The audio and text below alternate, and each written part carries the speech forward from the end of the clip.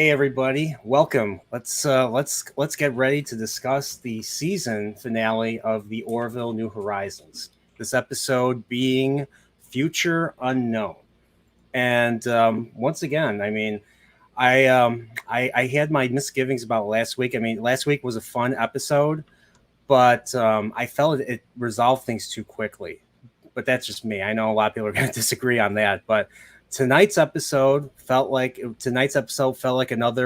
bottle episode. You know what? I really enjoyed this one. It felt in line with episodes like Gelogia and the one where Isaac asked Claire out in season 2. So this felt very season 2.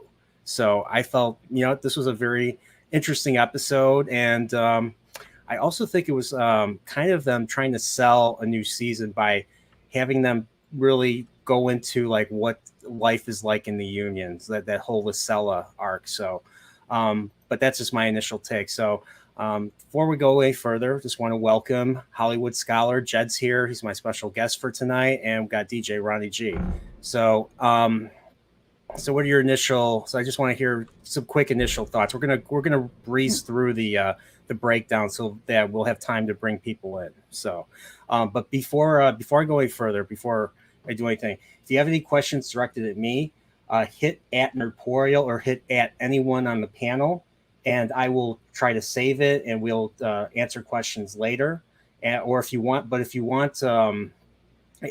question that's to answer now or something to be addressed now, one thing that you can do is send a super chat, and I will interrupt what I'm doing, and we'll say your piece and everything. So, but we have someone else here.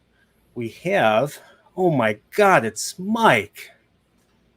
How's everybody doing tonight? Good. Pretty good. We just got started. So, so Mike, we're gonna go through the breakdown pretty quickly, and then I'm gonna be shuffling people in. So I'm gonna invite whoever wants to come on, and then if you have any questions you want to ask them, or if they have any questions for us, that'd be great. And we're just gonna shuffle people, as long as people want to come in. So, okay, that's the plan. So, so quickly, initial takes from this episode. We'll start with Jed. I think I'm actually going to be the exact opposite of what you initially said. I thought the last episode was probably one of the best of this new season, probably the second best after Electric Sheep. And this one I felt really didn't accomplish much. Despite it being heavily based in dialogue, there was hardly any character work done except for the chick from the voting planet. She was great. But besides that, I was very underwhelmed by this episode overall. Still very much enjoyed it, but I think it might be the most underwhelming of this season as a whole. Yeah. Okay. I just felt that once again, the whole Kalon thing just resolved itself a little too quickly. It was just hard for me to kind of believe. I mean, but I'm just reiterating what I said before. Mm-hmm. So no, of course. DJ Ryan G, what about you?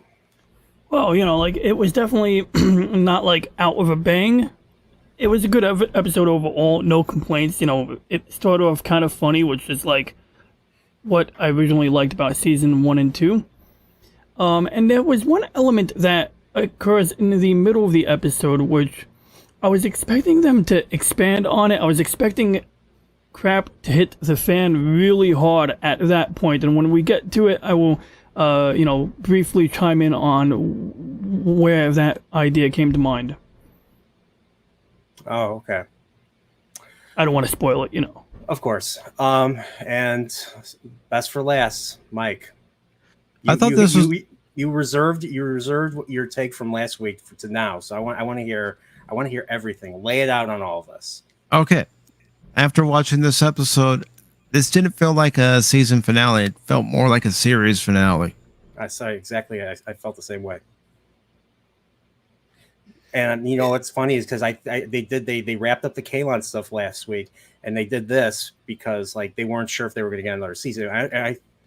I heard someone said through the grapevine that the series was renewed, but I didn't find any news about it, so I can't verify that. So, have you guys heard anything? I haven't heard anything. Nothing All right. confirmed. So, okay, well, Here's hoping, though. here's the hoping. But before I go into the breakdown, I just want to say hello to everyone in the chat. We got, let's see who's here. We have Atheist for the Cause. What's up? Missed you last week. Charles Long. What's up? So yeah, if you guys all have headphones, you guys can come on later. I'm gonna put out the link once we're done with the breakdown. And we got Henry Lemoyne. Yep, I remember you from Better Call Saul, dude. They played Wine and Roses during the wedding. So I was like, there's my Better Call Saul connection right there. They played Wine and Roses during the wedding reception. And yep, Nosferatu. And I got Prophet says, I am a something. Oh, thanks. Wagner, welcome. Ron Quay, welcome. I didn't even realize that was her. I completely forgot about Lucella. Was that the same actress? I think so. Ben Thatcher? And did I say Fuppets? But yeah, Fuppets and everybody. All right, let's get in. Let's as better YouTubers have said. Oh yeah, we got that. Yeah, so this did pay off. And Jack of all casuals, what's up? So this episode did pay off. So all right, so let's get into this. I'm gonna breeze over I'm gonna breeze over how many? 5 pages of notes. So here we go. So we get we start with a nice little montage of Isaac beginning his day. It kind of made me think of Data's Day a little bit, and we hear a song, and the song is, I don't know if the name of the song is called Bachelor in Paradise, but that's what I kept hearing, so I put down Bachelor in Paradise. And of course, Isaac goes about his business, and he replicates a banana, gives it to Claire, and he goes up to the bridge and he takes the station. And they're like, "Oh, good morning, Isaac. Transfocal scan array is active and online." I guess that didn't really pay. I don't even know if that paid off later, but that was just, I guess, just a line to give an idea. And then we hear about was it Listac 2 ceremony. So we open with we find out that because Clyden came back, Boris and Clyden are going to renew their vows, and so they call this what the hell do they call this? A Kaj Dal ceremony. And so we find out that they disrobe, and then Clyden, because he's the wife, he flees into the forest first, and then after a while, then Boris goes after them. So they're in their thongs running. They're in their thongs running around, and what was the best thing of all? They went back to Planet California, because once again, it doesn't feel like Star Trek if they don't go to Planet California multiple times in a season. That's the I know that's not an issue with people have with New Trek, but that's my issue. That's one of my issues with New Trek. So, but put inside, I know a lot of people like New Trek, so I'm not judging you. So, so they arrive, and what's funny is, and this is a complaint that I found. So remember in Tale of Two Topas when Clyden tries to attack Kelly, and Kelly just completely owns him, and you just completely she completely owns him. Well, then you see Clyden here lift up a giant boulder and toss it and try to throw it at Bortus like the Gorn did in Arena. And I'm just like, this guy was subdued by Kelly. So that's a minor complaint. It was funny, but it's a minor complaint, but it's something I felt. Did you see that too? Mm-hmm. Mike, did you see that too? Comment. I did. I mean, if Kelly could beat him up in one episode, then we see him lift up a boulder in this one and throw it at Bortus to knock him down. It's bad writing. I'm sorry. It's just bad writing. Well, I actually disagree, mainly because of how she beat Clyden. It wasn't a strength v strength. She used his own momentum against him and then got him at an angle. As someone who was in the military with certain self-defense that we were taught. It was always, when you're against a larger opponent, always weaponize their own strength against them, and that's exactly what she did. So if she was going to do it, they choreographed it in such a way that made sense to me. That at that angle, even if you're strong, you're just at such an awkward position that, like, if it came to strength v strength, Kelly is getting her ass handed to her on a silver And I guess platter. Kirk should have just done that to the Gorn, then been done with that. I mean, if he had the right opportunity, yeah, that's a very risky I mean, move. the Gorn was like, so I don't know. It's a minor nitpick. So yeah, I mean, you're not wrong there. I mean, you would know more than me. So because I'm a lover, not a fighter. So, oh, we got a super chat from Durkown.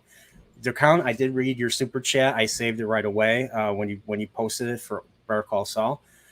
And this is what he says: for €5, just got up. It's morning in Deutschland now.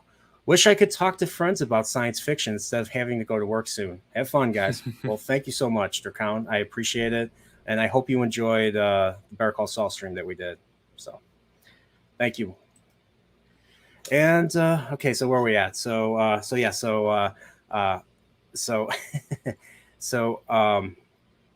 Kleinen gets so Kleinen throws a boulder at Bortus. Doesn't phase him. Bortus keeps going after him, and they finally catch him, and then they do the dirty deed. And their vows are renewed. And what do they say? Because I actually wrote it down. Javak Uvet. Javak Uvesh. And what else? I think that's it. Was that it? Oh, Javak Mazoka. So that's going to be the new. I'm guessing that's going to be the new thing that they're going to be saying now, besides Jaloja. So there you go. So going forward, so let's just say we find out that they have their heads down like this. So the thing is done, and I know Ron, you had that up earlier with Bortus and Clyde having their heads bowed down together, and they just keep their heads bowed down for seconds and seconds and seconds and seconds. And it gets awkward for everybody else. And they're like, and then they all start to clap. And then Isaac's the only one that doesn't clap, but he's like really closely observing this, because what he's observing and what he's learning from this is going to play out, is going to be what's going to make up for what's going to make the rest of the episode.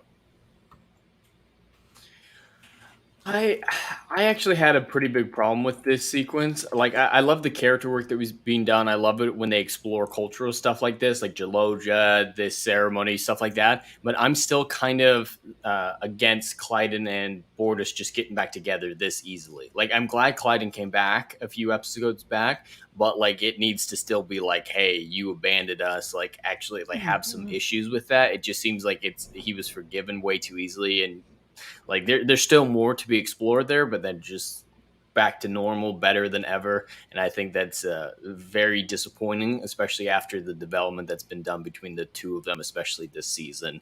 But like, besides that, like, it's a really cool sequence, but in context of the previous episodes, I do have a bit of an issue with it. Yeah, just like they kind of undid it really quickly. Like they break up, and then a couple episodes later, they're back together. So it just felt like, I mean, what's funny is a few friends of mine felt that way about Star Trek 3: Search for Spock, especially how it undoes the Wrath of Khan, especially with, they bring back Spock and they kill off Kirk's son. Spoiler alert. I still love the movie.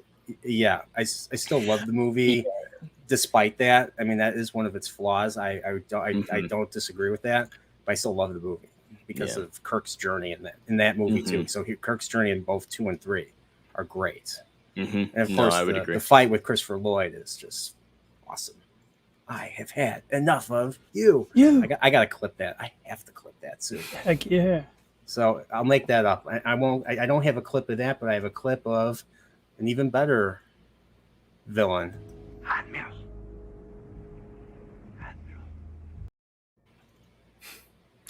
So what do you think of my name? Perry's replacement Admiral, because Admiral Perry's gone now. Ted Danson, has left the show. So now I done. hopefully Seth MacFarlane will offer me a job. I'll be the admiral. So That'd be nice. I would be. So everything is so that Bortus and Klein stuff is pretty much done. So the Orville is in conference with Halsey, and it says they're going to Sargus 4 for supply delivery. I didn't really follow like was Sargus 4 the same planet as the social media planet? Yeah, that's thumbs up, thumbs down. So what was the mission from Minority Rule? So what was the mission? They were reconnecting with the observation team. Like so they have an observation team. Okay. Mm-hmm. Yeah, they said when they first got the signal from What's Her Bucket, they're like, "Hey, isn't the observation team supposed to wait for us to contact them?" Yeah. So, okay. Because we didn't I really. guess it was like we didn't see them. Yeah, like we didn't see them go to the surface and do that. We just see. We get Lysella come back. So Lysella was from the previous episodes. This episode was a follow-up of the social media episode. I don't remember the name of it. From season Minority 2. Rule. Minority Rule. Okay, thanks, Mike. Yeah, that was a great one. I love that episode. Yeah. So in other words, and this is what I thought. So she's like, she contacts the Orville. She's like, "Oh my gosh, you can hear me. Great. Can I come? Can I come?" And they're like, "Sure, I guess." I mean, what are you going to do? And so to me, that was her escaping her planet. To me, that was her escaping from Twitter. That's just how I saw it. She was escaping from the toxicity of Twitter and Reddit and Facebook and all those platforms. Just social media in general. You know, it's a beautiful thing. So, yeah, and then another thing that happens is in the lab, Isaac enters and gets info about bonding rituals. So he's interested in what is he planning to do? What is he planning to do, chat? Well, apparently Isaac interrupts Claire and Tal, and he ends up proposing to her in front of the whole crew, or in front of everybody. And I was like, whoa, this is game-changing shit. Now the question was the wedding going to go forward? That's what I was kind of wondering. But then I'm thinking about how the Orville's been written this season. I'm like, yeah, it's going to go forward. They're not going to subvert expectations like that.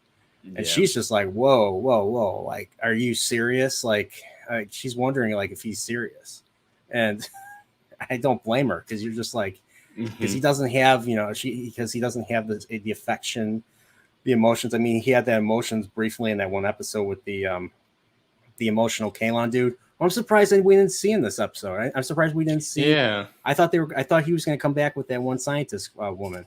I was surprised we didn't see them at all. So that is a very important episode to this one, because if that one didn't exist, I would not feel like this proposal or wedding was justified. Like, she needed some guarantees that he actually cared in his own way, and that episode brought those guarantees. So yeah, that one's very vital to this finale.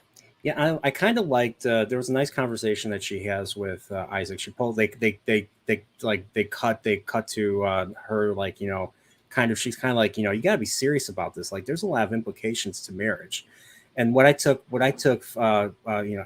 most from this conversation, because they talked about a lot of stuff, was she was talking about the inevitability of her own death.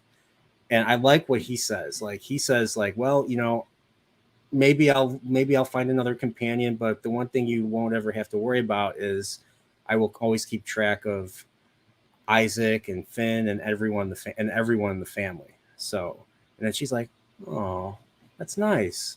I've never thought of that before. So it was. I thought it was an interesting little concept right there. So, and then of course they have another. Claire and Kelly and Tal are just like, they have their own club now, and they're talking about relationships and everything, and they're talking about marriage. And Claire's just happy that he's Isaac. He's strong like a Slan. He's efficient. Won't argue. And then of course Ed enters. He's like, oh no, what did I enter into? And he tries to leave. And they're like, no, wait. We want your opinion. We want your opinion. And then he's like, well, just ask her kids. And they're like, that's it. So you asked. So He gets short shafted in a few scenes like that. Yeah, he gets a lot of like, you're a big help. He's had a couple of those. He has a couple of those and stuff. So you're a big help, Ed. Like, I don't care. I'm busy. I have better things to do. And of course, then we have Gordon. He wants to. Gordon's like, why don't we play music on the bridge? Because it's against regulation, dude. Well, still, kind of makes it go by quicker. And then Isaac comes on, and he's like, you know what, Gordon, or like Lieutenant Malloy, I want you to be my best man. And what happens after that is like, you know why I want you to be my best man? Because you're funny and you have to give a speech and everything. That's the only reason. Because usually the best man is usually like the person, the groom's groom's best friend, someone that they trust, someone that, when it comes to moral support and everything, someone that's important to them. But in Isaac's case, it's just because Gordon's funny. Yeah. And then Bortus interrupts and is like, I can be funny too. And I can do it better. And then Isaac's like, okay. And Gordon's like, you dick. What the hell? So there. Yeah. The way I would have predicted that going is in the more traditional route with, how humans pick best men, is that Lamar would be the one initially chosen because he's the one who was there for Isaac, brought him back, knows his best friend material. He's the closest one who's always been there for Isaac. And then with the whole drama that happened later in the episode with Lamar, that's when he gets fired and Gordon has to pick up the slack. That's kind of what I thought the episode would go with, the best man. Yeah, part. And of course, Gordon was. He also, Isaac is like Claire says later in the episode, Isaac's very impressionable. So he actually listens to all of Lamar's terrible advice. Like Lamar literally tells him, maybe you're jumping the gun on this. He's like, oh, maybe you should date other people, so that that you're happy. And so what does he do? He goes to Kelly and says, I want to get intimate with you. Let's or if not that, then let's go on a date. And she's like, I'm fine. How are you? He's like, I'm fine. Thank you. And then she's like, please don't ever say that again. She's like, please don't ever say that again. And then he explains, of course, Isaac explains to her what that Lamar told him this, and she's like, oh, I'm not surprised. So everybody knows. Yeah. So there's that plot line going on, and then of course there's Lysella. So Lysella's on the ship. We didn't see her come on the ship, but we see that she's on the ship. She's in a meeting with Ed and Kelly, and she says, you know what, can I stay? I cannot stand being on my planet anymore. It's just people are not happy. It's unhealthy there. It's terrible. I mean, come on, living off of social media, people being jerks to each other. I mean, like I said, that planet is Twitter. That planet is Twitter and freaking Facebook and Reddit. And I'm not going to say YouTube because YouTube's a beautiful place. Right, Mama Susan? Very beautiful. Very beautiful. Beautiful symbol. Beautiful red logo and everything. But yeah. So they're like, I don't know. Like, would there be any implications to this? So this ends up becoming a Prime Directive episode, even though they don't call it the Prime Directive. Right. Apparently they have a Prime Directive, and in this case, the Prime Directive started in the 23rd century. Huh?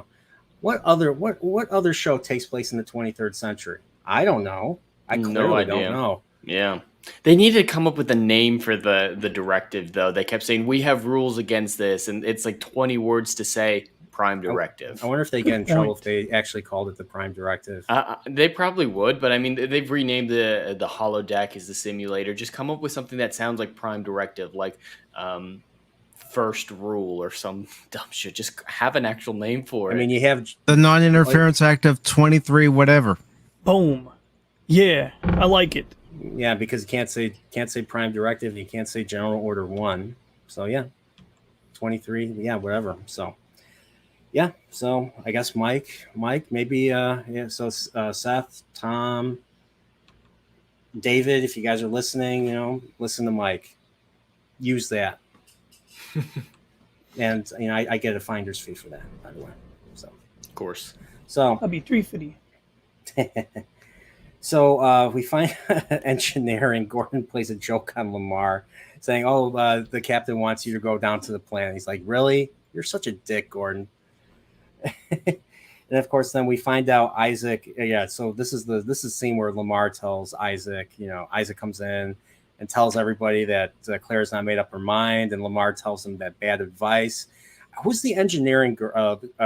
Who's the engineering woman who's talking, telling them like, no, don't agree with him? What's her name? I don't know. I don't know if they ever said it, but she's been in this season quite a bit. She's spoken quite a bit, so I don't remember her name. So, me neither. I like to see an episode. I would be interested to see an episode focused on her. Besides the main cast, I like to see episodes focused on some of the other peripheral characters, or that dude right there, Dan. Didn't even see Dan. I was kind of disappointed. No Dan in this episode. It's like no Lyle Better Call Saul. I think the only time we saw Dan was in Electric Sheep. No, he was in the episode with he was in the episode Midnight Blue, where he's telling Gordon he's attractive because Topa asked him out. Yeah, Dan was in that scene. And of course, because he's Dan always ends conversations. Everybody, once he starts talking, everybody leaves. So, which is kind of which I kind of related to. But yeah, now I just think it's funny. So, so we find out. So Ty and Marcus are watching the orbit. So they're still orbiting the planet, and then Claire breaks the news, and they're like, she sits them down, breaks the news, and they're like, "Oh yeah, we know you're going to get married." She's like, "Really? Oh yeah, this is a small ship. Everybody talks." And they're like, "Well, how do you feel about it?" They're like, "Yeah, go for it, Mom. Go for it. Why didn't you accept?" So it was like a no-brainer for them. So, and they're like, "Even you, Marcus?" And he's like, "Yeah." He's like, "As long as you want it, do you?" It's like he's like, "Do you want it?" So yeah, Marcus has really matured in the last 10 episodes. Mm-hmm. And you could tell this was filmed later because he looks much older in this episode than he does in episode 1 of this season. So. Pandemic. So, keeping on going. Well, she goes to Isaac, and she accepts. Wedding bells are starting to ring. Ding dong ding. We're all invited. So it felt like watching this episode felt like it wasn't just the crew that was invited. It felt like all the viewers were invited to this wedding. So it felt like we were all part of it. I don't know. I don't know how to explain it, but it just felt like that. You guys agree? To a certain extent, yeah. Classic ending a season on a wedding. Mm-hmm. Kind of. Yeah, it felt like something that would be in the middle of the season. Like I said, Data's day with you had Data going around doing stuff, having his day, and then you have O'Brien marrying Keiko in that same episode while stuff is going on with the Romulan and Vulcan ambassador is actually a Romulan. Spoiler alert. So yeah, but it was, but yeah. So I was actually happy. I was actually like, yes. I wanted them to be happy. I wanted them to get married, and that's the thing. Is even though I think there's some hiccups with this season, I still wanted these characters to be happy. I wanted to feel it with them, and that's what I really liked about this episode tonight. So there we have it. Well, all right. I already talked about Isaac want to get intimate. So we get Lucella, and she actually is having some troubles adjusting to union law or union society in general to Kelly. So it's basically a lot of this. So the other plot is Kelly and Lucella talking about basically what the union is, and like I said earlier, I feel this is kind of their way of trying to explain to not only the fans of the Orville, but to maybe, investors or perhaps Hulu or Disney, what this show is and what this universe is and what they want to do going forward. So the way they've been explaining stuff to her, it feels like they're going back to explore. I think they're going to go back to, if they make another season, they're going to really go back to exploring and finding new worlds, or we're going to see some of these other Union worlds that we just got a glimpse of in the simulator of this episode. I hope so. So for real. So we find out that the jobs in this universe are here to fulfill. Currency is reputation, and a poor life is just simply wasted on apathy. Is what I kind of took from this. And she asked about movies. I was like, wow, this planet is just like Earth if they have freaking movies. Because I mean, you would think, science fiction. You would think movies and all the stuff that humans created would be, unique to our planet, unique to us. Even if there are other humanoids or other parallel Earths out there, you would think that moving pictures would be unique to us. But hey, I could be wrong. Well, I mean, they paint in every country throughout history. I mean, it's just that the weirdest thing I learned today, I don't know if this is true, but I've heard today that it took like millions of thousands of years to invent a drinking cup. So there's many things we have in common across, various cultures, yet the drinking cup took a longer time to invent, I guess because maybe people were able to get a gourd or something. I don't know, just thought I'd throw it out there. But it's sort of like the concept of convergent evolution. People come across things, and there's only so many ways you can do the same thing. Okay, yeah, that makes sense. I mean, all societies, all civilizations have religion. They have their own stories that what we view as mythology. So every civilization, every country has its own, history, its own mythology. Mm-hmm. And its own stories that really help motivate kids to grow up to be more moral, to be the best that they can be. Join the army. No, I'm kidding. Be all that you can be. I remember those old army commercials. Yeah. So all those things share a degree of similarity. Like it's shocking if you go into history, the places that have never had contact until the recent centuries across the planet, how they can come up with the same ideas. I mean, pyramids are relevant in pretty much every culture. There's mythological stories and different mythoses that are near identical across continents. And just like they're saying in the chat, cavemen drew on cave walls. It just only makes sense I see moving pictures as being a very easy thing to predict that a similar society would create similarly. Yep. Maybe not some other things, but that one I think is just a very easy one to guess at. You made me think of Japan now when you said like especially countries that are that were isolated, because they were isolationists for years until the 19th century. So, but they had similar. I mean, they of course have their unique culture, but they still had. I mean, they still had the concept of power, the concept of honor, concept of just fighting with swords and everything, and heck, wearing clothes, wearing coverings and stuff. And I agree. So there's a lot. We do have a lot in common.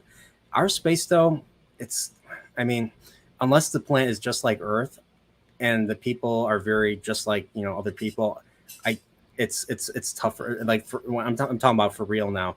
Like I think if we go out there, we might either find nothing, or we might find aliens so different that we would never relate or be able to communicate anyway. I know this. Some science fiction covers this kind of pessimistic view, but it could be. The thing is, it could be a reality. It's something that we have to consider. The only way I see Star Trek working is if, like, they explained it a couple of times that there is some elder race that seeded multiple planets with similar life or something along those lines. But without that being introduced into the plot, it would seem even more far-fetched. Yeah. It's incredibly unlikely that other species would evolve similar to us. But in the context of a science fiction show like this, where humanoids are the basics and most planets have a lot of the same basic components, it's logical that they would develop very similar societies. But in reality, yes, that's going to be very different. But the moment that they're humanoids with the same basic components of a planet, things get so similar that there's the realm of possibility that movies are well within parallel evolution. Okay, yeah, I can see that too.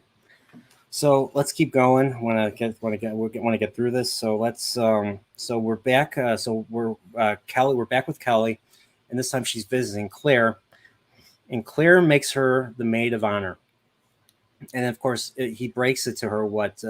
Of course, she breaks it to Kelly breaks it to Claire what Isaac said about asking around stuff. And then of course um, she talks to Isaac. Isaac tells her exactly what is said, and then she marches all the way to engineering and just screams in the middle of the room unprofessionally, Lamar. And then she just lets him have it. She's like, you did this again. Isaac is impressionable. You gotta stop doing this shit. And then of course she references when Isaac tried to break up with her by wearing the whitey tighties and the tank top, like a scumbag. And she's like, no more. And she's like, if you don't, I'm gonna eat you for breakfast or something like that. I didn't write it down exactly what she said. So, but there you have it. So there was a nice little admonishment, something that was a long time coming. It's 3 seasons in, so felt like it kind of wrapped up that arc. So kind of, once again, makes it kind of feel like a series finale, kind of. So a lot of ways. yeah. So we're back to Kelly, and yeah, I wrote down scary, and of course all the engineers are watching as this goes on because, hey, I'd be doing that too if I was working there. I'd be looking around, I'd be watching it too. So but now we're gonna go even further. Now Kelly and Lucella are now in the simulator. And Kelly shows her this asteroid. I forgot the name of this planet. What's the name of this planet? Melmaris. It's an asteroid.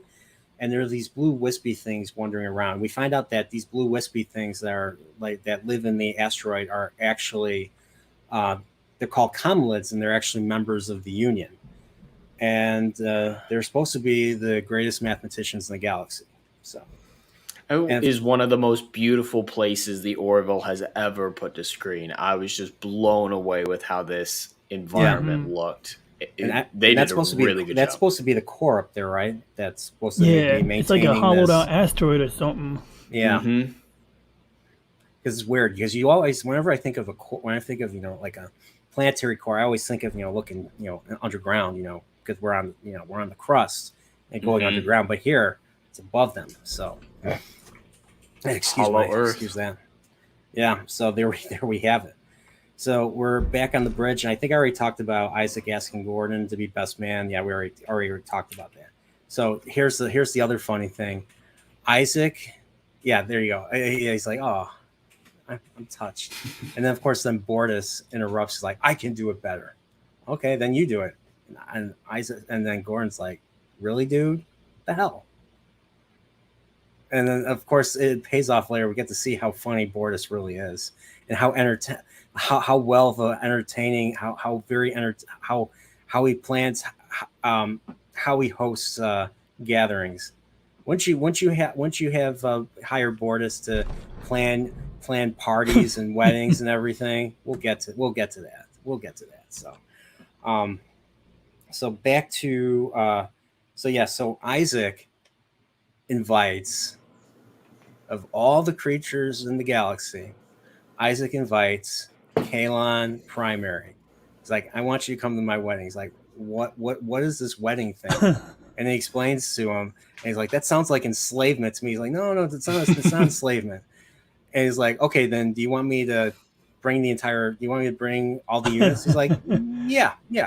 Sure. And they're like, okay, so we'll bring the fleet. We'll leave a defensive. We'll leave a small defensive. We'll leave a small defensive force back on the planet. We'll all come. We'll all show up for the wedding. And let's just say that pays off. They all show up, and they all completely all 4,000 vessels, all 4,000 Kalon ships completely surround the Orville. And then they're like, Claire, you better get up here. And then Claire gets up there, and she's like, Isaac, they can't all fit in the simulator. Okay, then we'll show it via view screen. We'll show the wedding via view screen. So there you go. There you have it right there. So, but that was a cute moment right there. I liked it. I thought that was setting up some big action sequence in the third act or whatever. It's like if they're abandoning Kalon to that degree, something's going down. I love Yeah. I love that shot of all the ships like that you just showed, Ronnie. The one before. That looked awesome. Look at that. That Look was at that. great. It looks so cool. I do have a little bit of a problem with the logical consistency of the scene. I thought it was fun, but Isaac knows the protocol of the Union well enough to know that he should inform his captain if there's a fleet coming towards him. I feel like that's definitely Union regulations enough for Isaac of all people. Like if someone else forgot it, it's like they're human, they err, but Isaac follows the rules to the letter of the law. Yeah, they just wanted to, they did that just for that cute scene right there. That's why they did. So yeah. So it's a nitpick, but it's an understandable one. So yeah, I don't disagree with you. You're absolutely right. So we have that, and let's see what else we got. So Kelly shows Lysella the quantum core that powers the ship, and we find out that she's still having difficulty adjusting. So she thinks that people can be better with this tech. So the environmental simulator, the replicator. She thinks that they can that things will improve on her planet if they get the technology. So you know who she's thinking like? She's thinking like a Kazon, even though she's not a Kazon.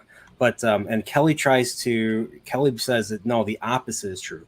Says in order for us to achieve these things, we have to work together. We have to do better. We have to be better. We have to work together, and we have to go through all the growing pains that we have to. And every world has to go through it and learn it.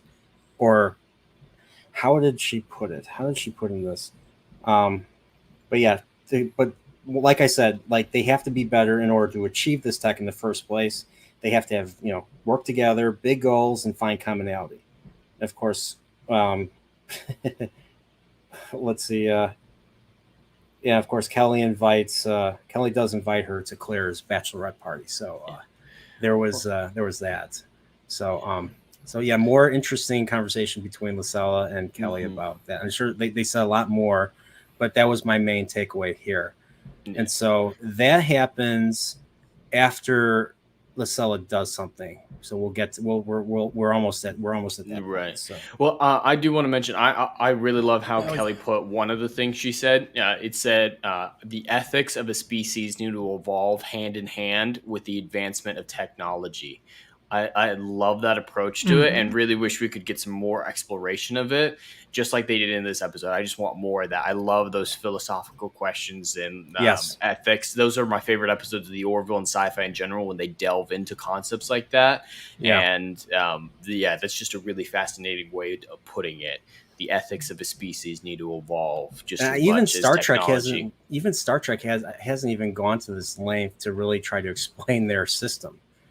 There was First Contact where Picard was trying to explain to what was her name, Lily Sloan, wow, how much did it cost to build this? Oh, we don't have money. It's our will it's our drive to be better and stuff.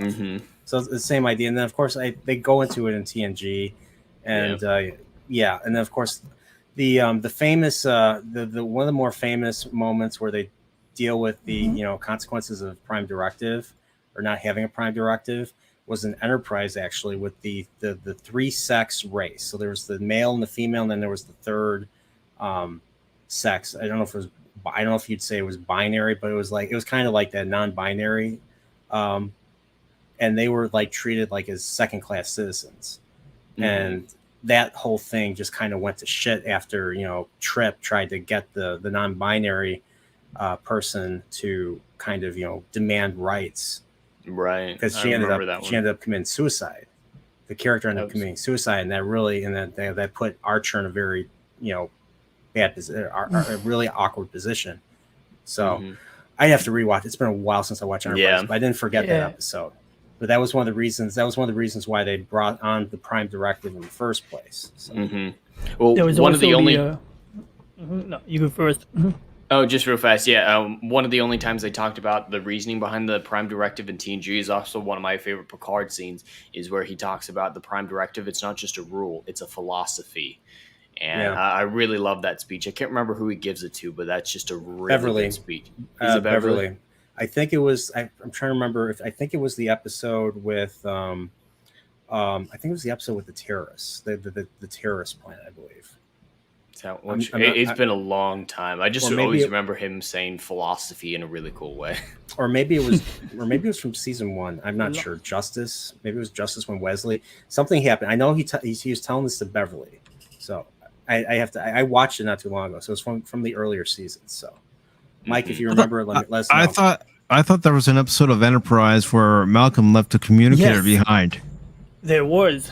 I forgot. The episode is named The Communicator. And basically, they're getting onto the shuttle pod and they're inventorying the items, and Malcolm is like, shit.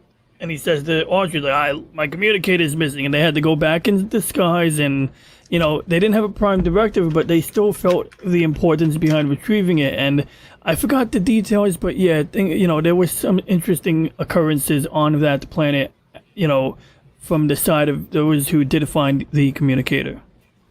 Okay, and Charles Long answered the question. So, okay, it was symbiosis. It was from season 1. That's a great one too. Yeah, that was the one with. That was a great episode. It was the one with 2 actors from Wrath of Khan. It was Judson Scott, who was one of the 2 dudes that were supplying, and then Merritt Buttrick and this other dude were the ones buying, and were the ones that were actually addicted. And they had this weird power where they grab people's chests and then they like shock you and stuff. And, stun you. That was weird. Poor Riker, poor Jonathan Frakes had to be like probably for like a good 30 seconds. So, and then who knows how many takes they had to do with that. So there you have it. Thanks, Charles Long. You're awesome. So, this next thing was something we were all waiting for since episode 6, and it paid off. The egg sandwich materialized in engineering. I think it was engineering or in the lab, one of the 2. Yeah. And Gordon had a bite, and it was a beautiful scene. And it tasted just like it was made yesterday, or was made just then, that fresh. So I was tasting that egg sandwich as Gordon was eating it. You know what? I was very happy. That's why I like payoffs like that. Even minor ones that people are like, why do you care about that? I do. I care. I want the characters to be happy, and they left us hanging with the egg sandwich. I want to see it paid off. I thought this was going to be where everything went bad. I thought this was the moment where everything took a turn for the worst.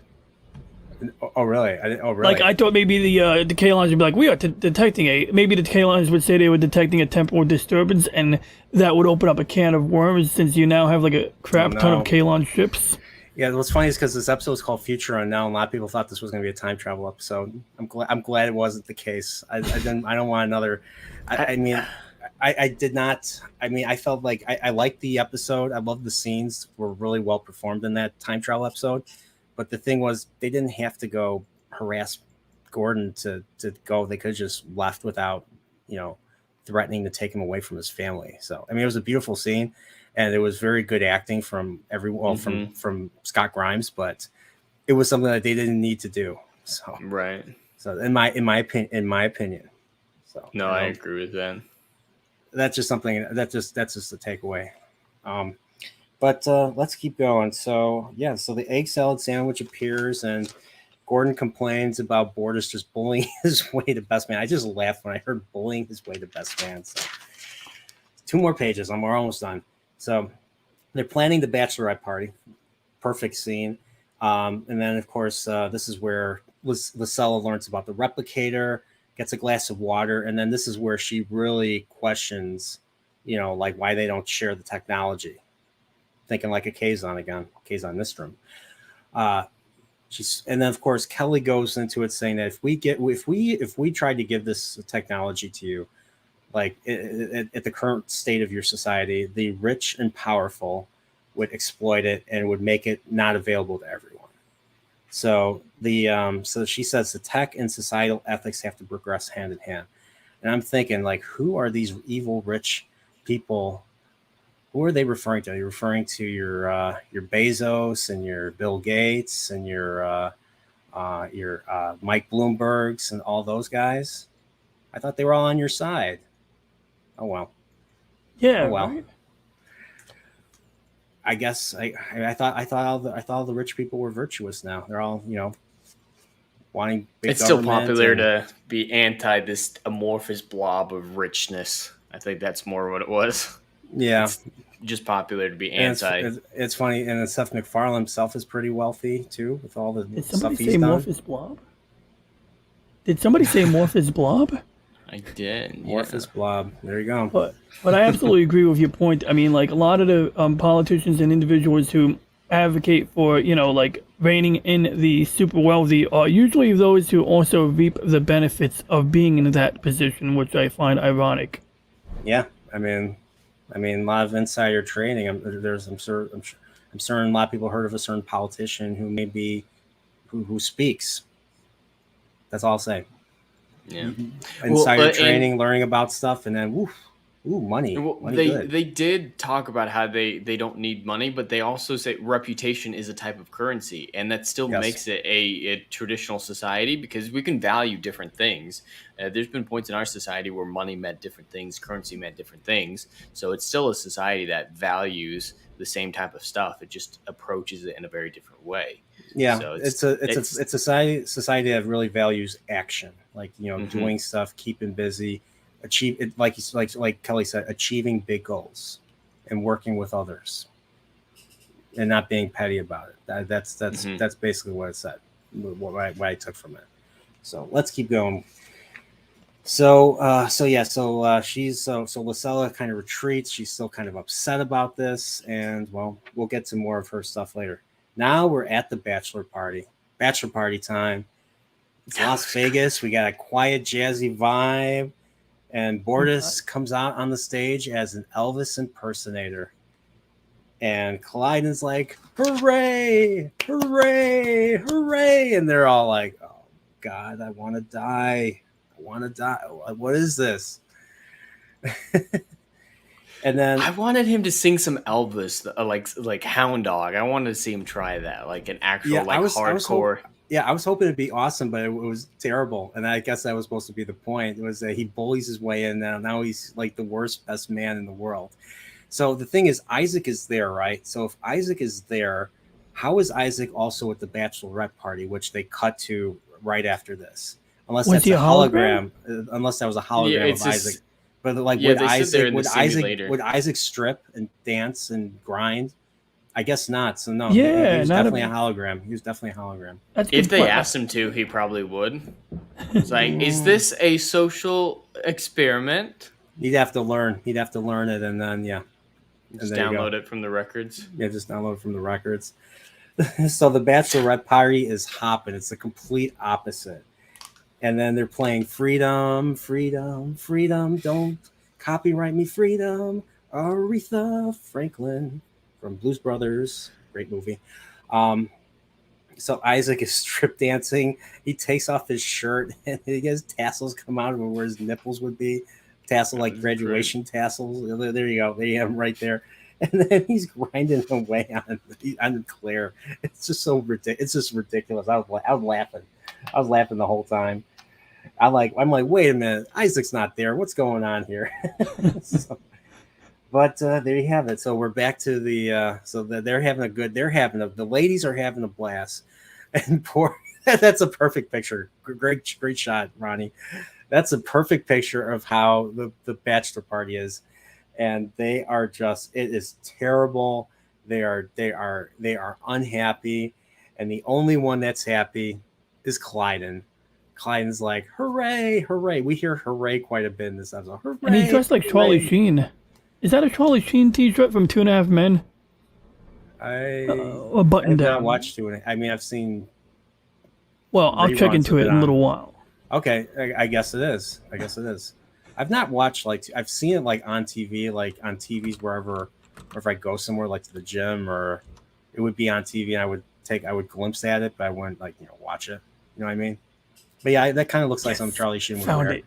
Now the question is, does he have a glass of tiger's blood? There we go. No, tigers are endangered. It's a terrible thing. Don't drink tiger's blood. tigers are endangered. Leave them alone. Let them live. All the different species. So so that was a great thing. And he's like, and I love how Boris just ends it. He's like, that is all. You may go now. So the Boris stuff was pretty funny in this episode. It was it was funny. The wedding part just really blew me away. So we're back to Lucella visiting Kelly, and she says, "I want to go home. I don't feel right doing this. I don't feel right leaving them behind. I feel selfish." And we find out, like, they're like, "Oh, well, you just have survivor's guilt. You know, you'll get over it." And she's like, "No, I'm probably not. You can't change my mind on this." So that is happening. So that happened really quickly, and then of course we're back to Claire. Claire is there you go. This is a very similar shirt. But we're back to Claire. Claire is trying on her dress holographically. So that was a very interesting little way to do some wedding prepping in the 25th century by being on a hologram and showing her in different dresses. And then they're like, Ed comes in. They're like, "Ed, what do you think?" And he's like, "I don't." He's like, "Oh, it looks great." And they call him useless. They're calling him useless. They're like, "Can I go now?" And of course, then Kelly comes in and breaks the news. Then Kelly says that, "Oh, it looks great." And they're like, "Oh, thank you." And they're like, "Well, I said exactly the same way she did." "Well, you said it. You just said it generally." Yeah. So he gets a lot of crap for that. But then Kelly comes in. The main reason why she came was because she wanted to tell Ed and everyone that they're going to take Lucella back to her planet. And what exactly did Ed say? So Ed asks her what she would do, and then Kelly says that, you know, she's not an engineer. She doesn't see her as a threat to contaminating their civilization. So so she's all for sending her back. And they said even if she did, you know, tell people, it would just be, if people did believe, like, they couldn't really replicate it right away. They could write science fiction stories about it, right? I guess, yeah. So, and then that could help, you know, lead them through their growing pains, help them come up with new ideas and technologies and mature, hopefully. We'll see. And of course, then Ed puts his foot down. He's like, she's got to know for sure, because we're not a passenger liner. So Ed is acting like a captain, which is nice. Yeah, that was a good little speech he had there. Yeah. Now, if the new Trek captains would act more like captains, you know, then the shows would get better, in my opinion. That's just they would have just went and cried with the girl instead. No, they would just agree. They would just agree and listen and be their best friends, because that's how I see Pike in Strange New Worlds. To be honest, there were a few times where he actually admonished people. Like, if you saw Jeffrey Hunter's Pike in the cage, he was a hard ass. Hell yeah. So, but I don't want to get further into that. So, so they're in the shuttle bay, and they're escorting Lucella into the shuttle. And as she gets into the shell, it's like, I guess shells are like metal detectors. They're like beep, metal beep. Technology detectors. So it goes beep beep beep. You see all the purple color. It was a nice purple little, you know, lighting effect there. And she had a comm scanner. She had a comm scanner in her bag with all the information with all the technical information to make replicators and environmental simulators. So they're like, I remember Tala was like, "Well, it's a good thing you didn't have weapons. You're not in that much hot water." And so instead of disciplining her, Kelly takes her and gives her kind of a lesson in Union history, which I thought was a very interesting thing, which really added to the lore of Orville. So we're on a planet called was it Gendel 3, 22. We're in the year of 2235. The city looks normal, but then, you know, Union Union explorers would go out, would actually make contact and give technology to help this planet. And what ultimately happened was 5 years later, 2240, the place went into complete whoever was running the planet. Well, they were maniacs and they blew it up. And then this is where Charlton Heston would say, "Damn you all to hell." I need to clip that too. So, but yeah, so the planet died and the civilization died as a result because, well, how did she put it exactly? So they did confirm it was nuclear. They did have nuclear capability, which was something that was even talked about in the original series. Especially, there was Assignment Earth. Yeah, that was a nice little horror moment right there. I'm like, what is this? But there was Assignment Earth, and then there was Return to Tomorrow with the Sargon and the higher beings, because they talked about how they went through their own nuclear, their own nuclear era, or survived their nuclear era. Whereas in Assignment Earth, you had Gary 7 trying to prevent any nuclear. I forget what fucking Gary 7 did. He went into a rocket. He did something, and then he excuse my language, he fucked off with his cat. And then they didn't. And then the studio's like, "We don't like him. We're not giving you your own show. Screw you." His cat was a hot alien woman or a hot woman, actually, right? Remember, didn't she morph into Isis, a female? Yeah. Isis, the cat was. Yeah, that's funny. The cat's name was Isis. Isis.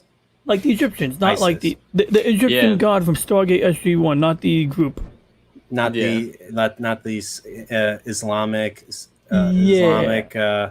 something of Syria. That's what I Islamic State of Syria in Syria, whatever.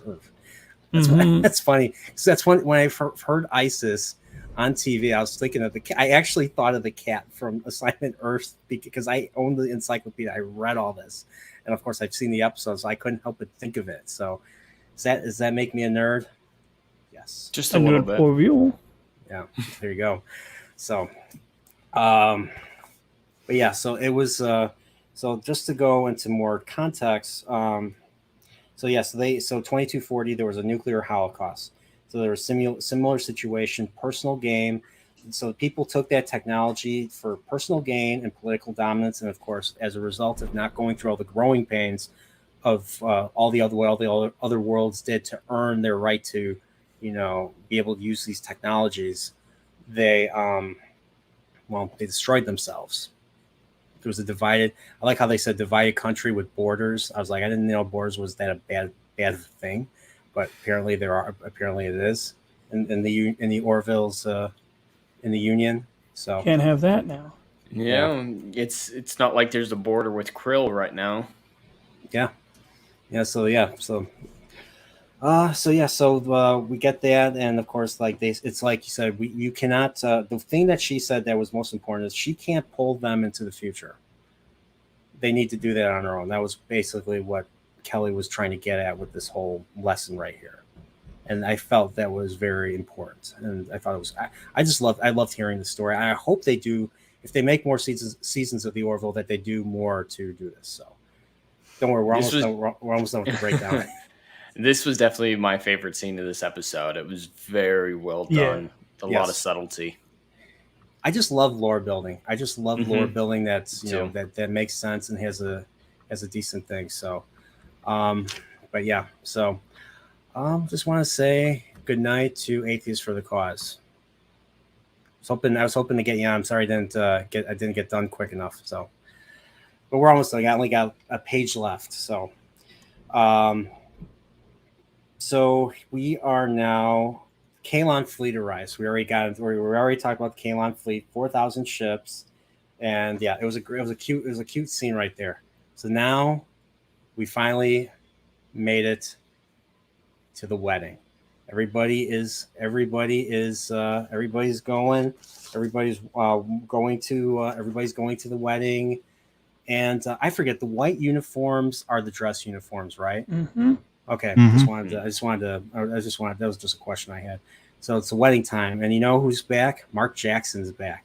And I love how the entire aisle was all Kalon. It was Kalon primary and all the Kalon. It was a pretty cool thing. Then you have You have Ty. Ty there is the ring bearer, and what's funny is his name is not, and he's and the ring's not, causing him to, put it on and run away, like another ring that everybody's talking about. But they were playing the quartet. The string quartet was playing Johann Sebastian Bach. I just love that little piece that they played. Of course, Marcus is the father of the bride. So there you go. There you have right there. And, Ed officiates the wedding. Claire and Isaac write their own vows. Vows, not vowels. Vows. Claire says hers. She says she feels Isaac is better than most humans. That's all I wrote. I'm sure I know she said a lot more, but that's what I pretty much took away from hers. And then Isaac's said, he says he can't reciprocate. He doesn't feel affection, but he does not want to. But one thing he does not want is error. And he says he cannot reciprocate, but he says she will ensure his continued efficiency, which is awesome. That's an awesome vow. So I thought that was great. Perfect for him. Yes. And they are pronounced. They do their I do's, and then Ed pronounces them. I don't know I don't know if Isaac takes her name, because Isaac doesn't have a last name, unless they're Mr. and Mrs. Kalon. I'm assuming they're Mr. and Mrs. Finn. Mr. and Mrs. Probably. Mr. and Mrs. Claire Finn, probably. Asimov. And they're all Asimov. There you go. That'll work. And they're all clapping. Kalon are clapping. Everybody's clapping. And then the band is playing Wine and Roses from the old Wine and Roses movie. And that was another Henry Mancini thing that Henry Mancini soundtrack that he did. And of course then Andy Williams recorded a song that hit the charts back in the 60s. That was played for the Better Call Saul trailer, and then then they made an orchestrated version of that for the opening of the first episode. So if you watch Better Call Saul, you know what I'm talking about. There you go. I just had to bring that up. And then, of course, we see that Lucella is at the wedding, and she decides to stay after all. After learning that bit about more, Union Prime Directive, she is staying. And of course, Isaac decides, let's introduce. So they take an opportunity to introduce her to the Kalon, and then somebody has arrived. Who has arrived? Well, we find out, and I was curious if she was going to come back, and she did, despite maybe some awkwardness with Seth. But Halston Sage came back as Alara Keaton. And not only that, surprised me. Yeah, I was surprised too. And then Alara, we actually see Alara say, "Hey, Tala, hey, Alara." So now I want to see an Alara Tala arm wrestling. I want to see who's stronger between the two. I want to see. I want her to come back, and I want to see her and Tala be rivals, security like rivals, kind of like Goku and Vegeta. And I want to see them get stronger every season, like to the point where the rest of the crew is completely useless in fights. Just like all the other Dragon Ball characters, they're all completely underpowered at this point, where only Goku and Vegeta keep going up and up and up. So, but yeah, that's just me being silly. So, as soon as she showed up, they was like, "This is a series finale, man. Don't bring her back unless you're really ending things." Yeah, so that's what they're. And that's what I was thinking too. Yeah, and I kind of that does support that. So we'll see. We'll see what they say. But Bortus wants everybody's attention, so he's clinking his glass. And what's funny is nobody is paying any attention to him. They're just ignoring him. And then he says, "You will be silent. You will be silent." And then everybody shuts up. And then I didn't write the full jokes, but he basically says like this marriage is going to go. How did he put it? This marriage will most likely fail. And then all of his punchlines ended. All kidding aside. All And kidding then aside. Isaac, your race has nearly destroyed all of your race has nearly destroyed Earth and all that we hold dear. All joking aside. All kidding aside, and then it just got to the point where Isaac is like, you know what, I want to hear what Gordon has to say. And then I didn't write down what Gordon said. Gordon was just like, making jokes about Claire seeing him naked and being jealous that he didn't marry her instead. Oh, by the way, all the jokes ended.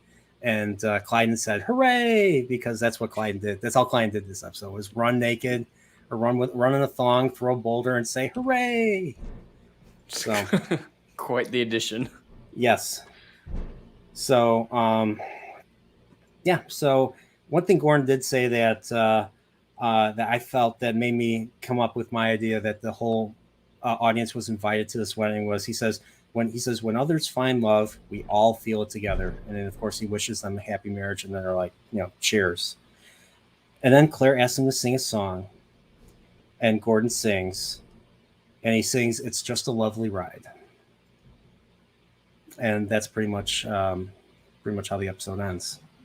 Yep, we get to hear Gordon. We have to get to hear Scott Grimes sing again and everything. So.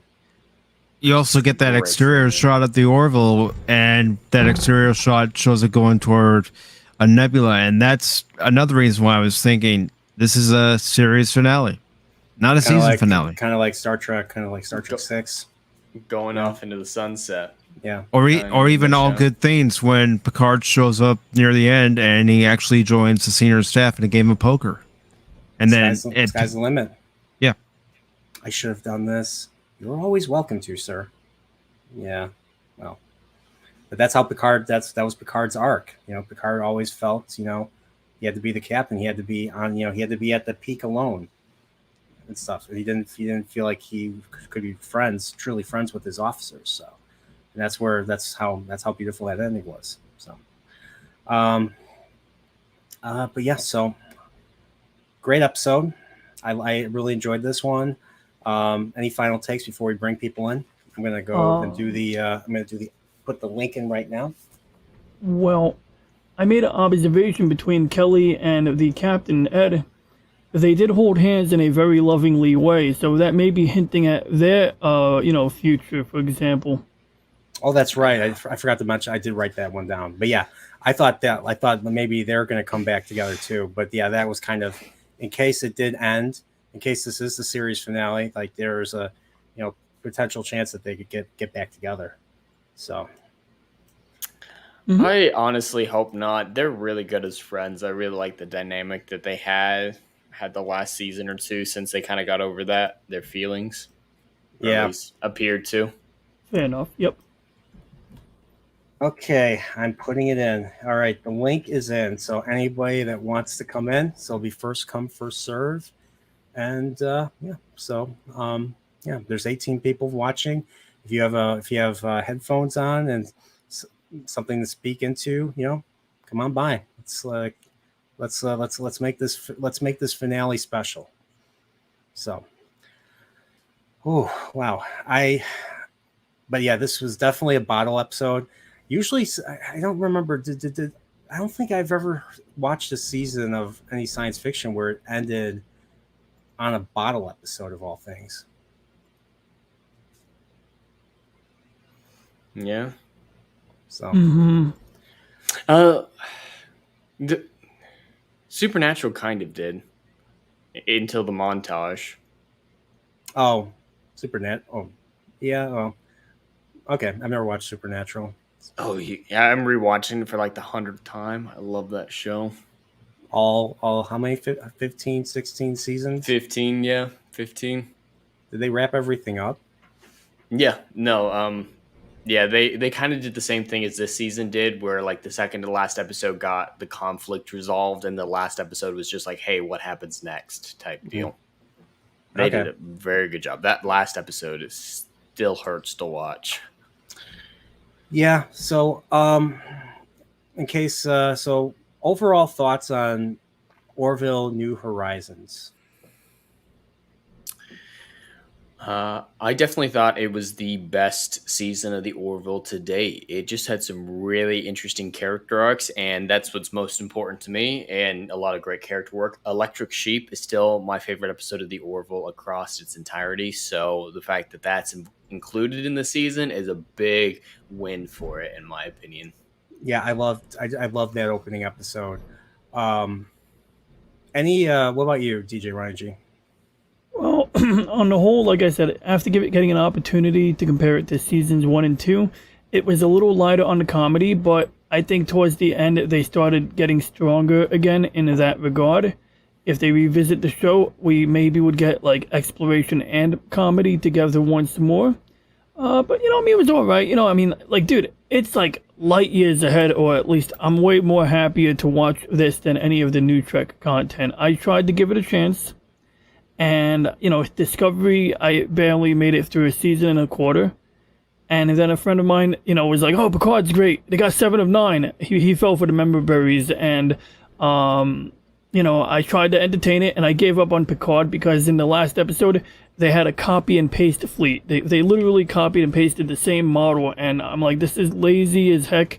Yeah. On Orville, yes, we have a bit of a copy and paste fleet, but they at least have the heavy cruisers in the mix somewhere, and they never set the expectation that you would have a variety of ships anyway. So, there's that.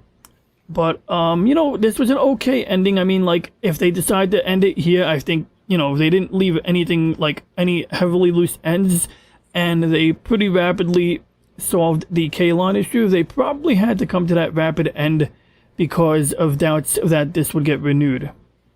Okay. What about you, Mike? This was pretty good, episode, and this was pretty good season. I only had a couple of episodes for the season that I was down on, but overall, it was a good season. I did miss some of the comedy that you got in season 1 and 2 because I felt that they had a nice balance of comedy and drama. But, that's part of the show growing up. Yeah, I agree. Well, we got our first guest. Our first guest right here. And it's Nate. What's up, Nate? Oh, man. Gonna put you on the spotlight. There you go. Can't hear you. Can you hear me now? Yeah, can you hear me now? Mm-hmm. Yes, right, sure. So I said, what's up, my fellow Gilliac trash? Did you say Joliet trash? Gilliac trash. Oh, okay. From the episode. So what do you think of this? Episode. What do you think of this episode? I liked it. I thought it was very funny. It was entertaining, but my only biggest complaint is Seth shouldn't have done it. He done this episode in a way that it could be a series finale. He shouldn't have done that. If he wants to continue, he should have ended this on a cliffhanger, kind of forced him to continue. That's what I would have done. So do you think there will be a season 4, or do you think that they did this knowing that there might not be a season 4? Well, yeah, he did it not knowing because it was, the future was unknown.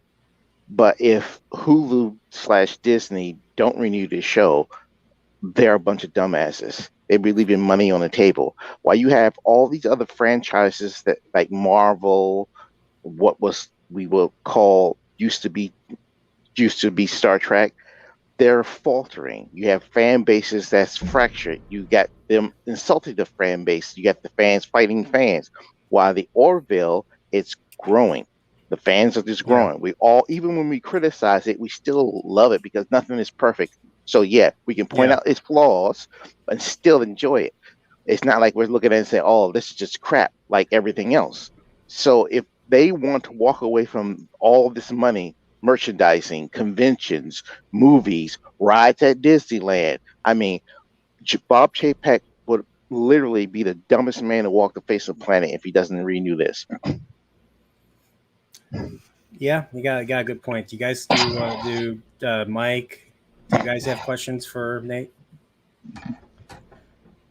Where would you rank this episode among the 10 episodes that we saw? I give it an 8.5. Okay, that makes sense. Actually, no. Actually, I'll change that. I'll change because I love the way they did the world building and let us know more about the Union, how it found. So I'll give it a 9.9. Okay, there you go. We got a good question from Charles Long right here. Okay. It says, if they do decide to renew the Orville for season 4, who do you think will guest star? So, Nate, who do you think should guest star? Because one thing I was surprised, we didn't see any new Trek guest stars, any Trek veteran actors for this season. I was kind of disappointed. Well, that because of the COVID and the lockdown, people couldn't get around. But I think if they renew it, I'll correct myself. When they renew it for a 4th season, I think you'll see people actually stand in line to guest star. I think so too. Me, who do I want to see on the Orville? But if you want specific Trek, someone from Star Trek, I think it would probably be either Walter Koenig, William Shatner, or George Takei, or maybe even all three. Not at the same time, though. Yeah, that'd be tricky. Oh my! Yeah. You can have all three of them on. They can all be leaders of 3 worlds that fight each other. Ooh, that's good. Yeah, that'd be funny. Yeah, and Orville is there that broke a peace. Yeah, that'd be. I've said this so many times. I want if Shatner is 91 years old right now. I want Shatner to play I want Shatner to play a legendary Union captain, probably from the past, or probably from earlier in the probably from the 24th century, or heck, they go back in time and they meet him, like Trials and Tribulations. But he, instead of the crappy ending they got on Generations, his captain in this show would be like a last hurrah, would be a great send off for, in my opinion, Captain Kirk. Because I feel Generations kind of robbed us of that. Yeah, I think they should have left. They should have left him alone. Left Kirk alone after 6. I was thinking he would be perfect to play Kelly's father, but we found out in this season that Kelly's father's dead. Yeah. Actually, he could still be. It could be a time episode. They go back in time and there's her father alive. Well, there was a Voyager episode, I think it was called Coda, where we meet Janeway's father and he was dead. Like he was like some apparition.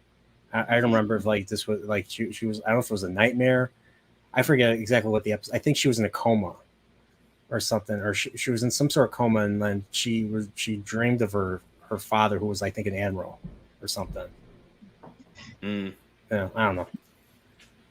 Or maybe I want to see Robert Picardo again. I want to see Robert Picardo and Alara. That's fun. They killed Dr. Phlox, the evil Selene that burns poor Robert Picardo's hand in that episode. That was a great fucking episode. I love that episode. But I'm trying to think who would be another great guest. What about you think come on, Jeffrey Combs. Gotta get Jeffrey Combs. Yo, yeah. I'm with that. I'll pay money for that. Ben Thatcher. And he beat me to it too, you. Yo, but Jeffrey Combs would be off the hook. Oh yeah, Jeffrey. I'd love to make him a recur. Just make like Shran and Enterprise. Just make him a recurring character. Heck, just call me Pinkskin. I want to hear Pinkskin again. I got it. They can have Ensign Kim on there as an admiral. Ooh. Garrett Wang as an admiral. Yeah, he'd probably get promoted. Because poor Harry, he was an ensign the entire run of Voyager. He's like 7 years. Where's my like when Tom Paris got re-promoted to lieutenant? He's like, where's my Harry's like, where's my promotion? I didn't do anything bad. Like, well, wait, have him on as an ensign. Or maybe a lieutenant. That would just be cruel. Or lieutenant commander, be like, yeah, man, it's taking me forever to climb the ranks here.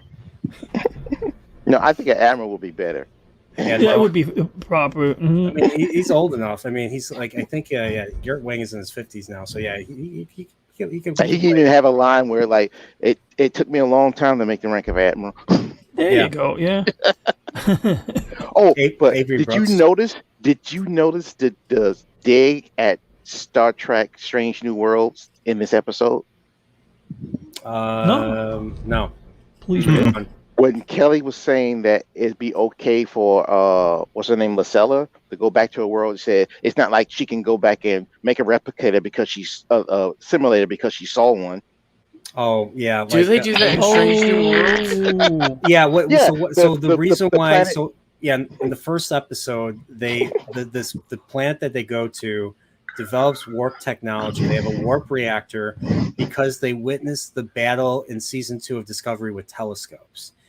And that's how they learned about warp drive, was because they I'm witnessed just a space dumber battle. listening to this. My voice, excuse me, my voice is perfect. Excuse me. You know. It's not the voice; it's what's coming out of. Well, I'm offended anyways, because I'm pretending I'm living in Twitter right now, and I need to be offended, like the entitled millennial that I am. Yeah, but that line was a complete swipe at Star Trek: Strange New Worlds. If there was, I'm sure it was unintentional. But no, yeah. it wasn't. Well, timing wise, I don't know when it was filmed versus when Strange New Worlds came out, because Strange New Worlds is still relatively recent.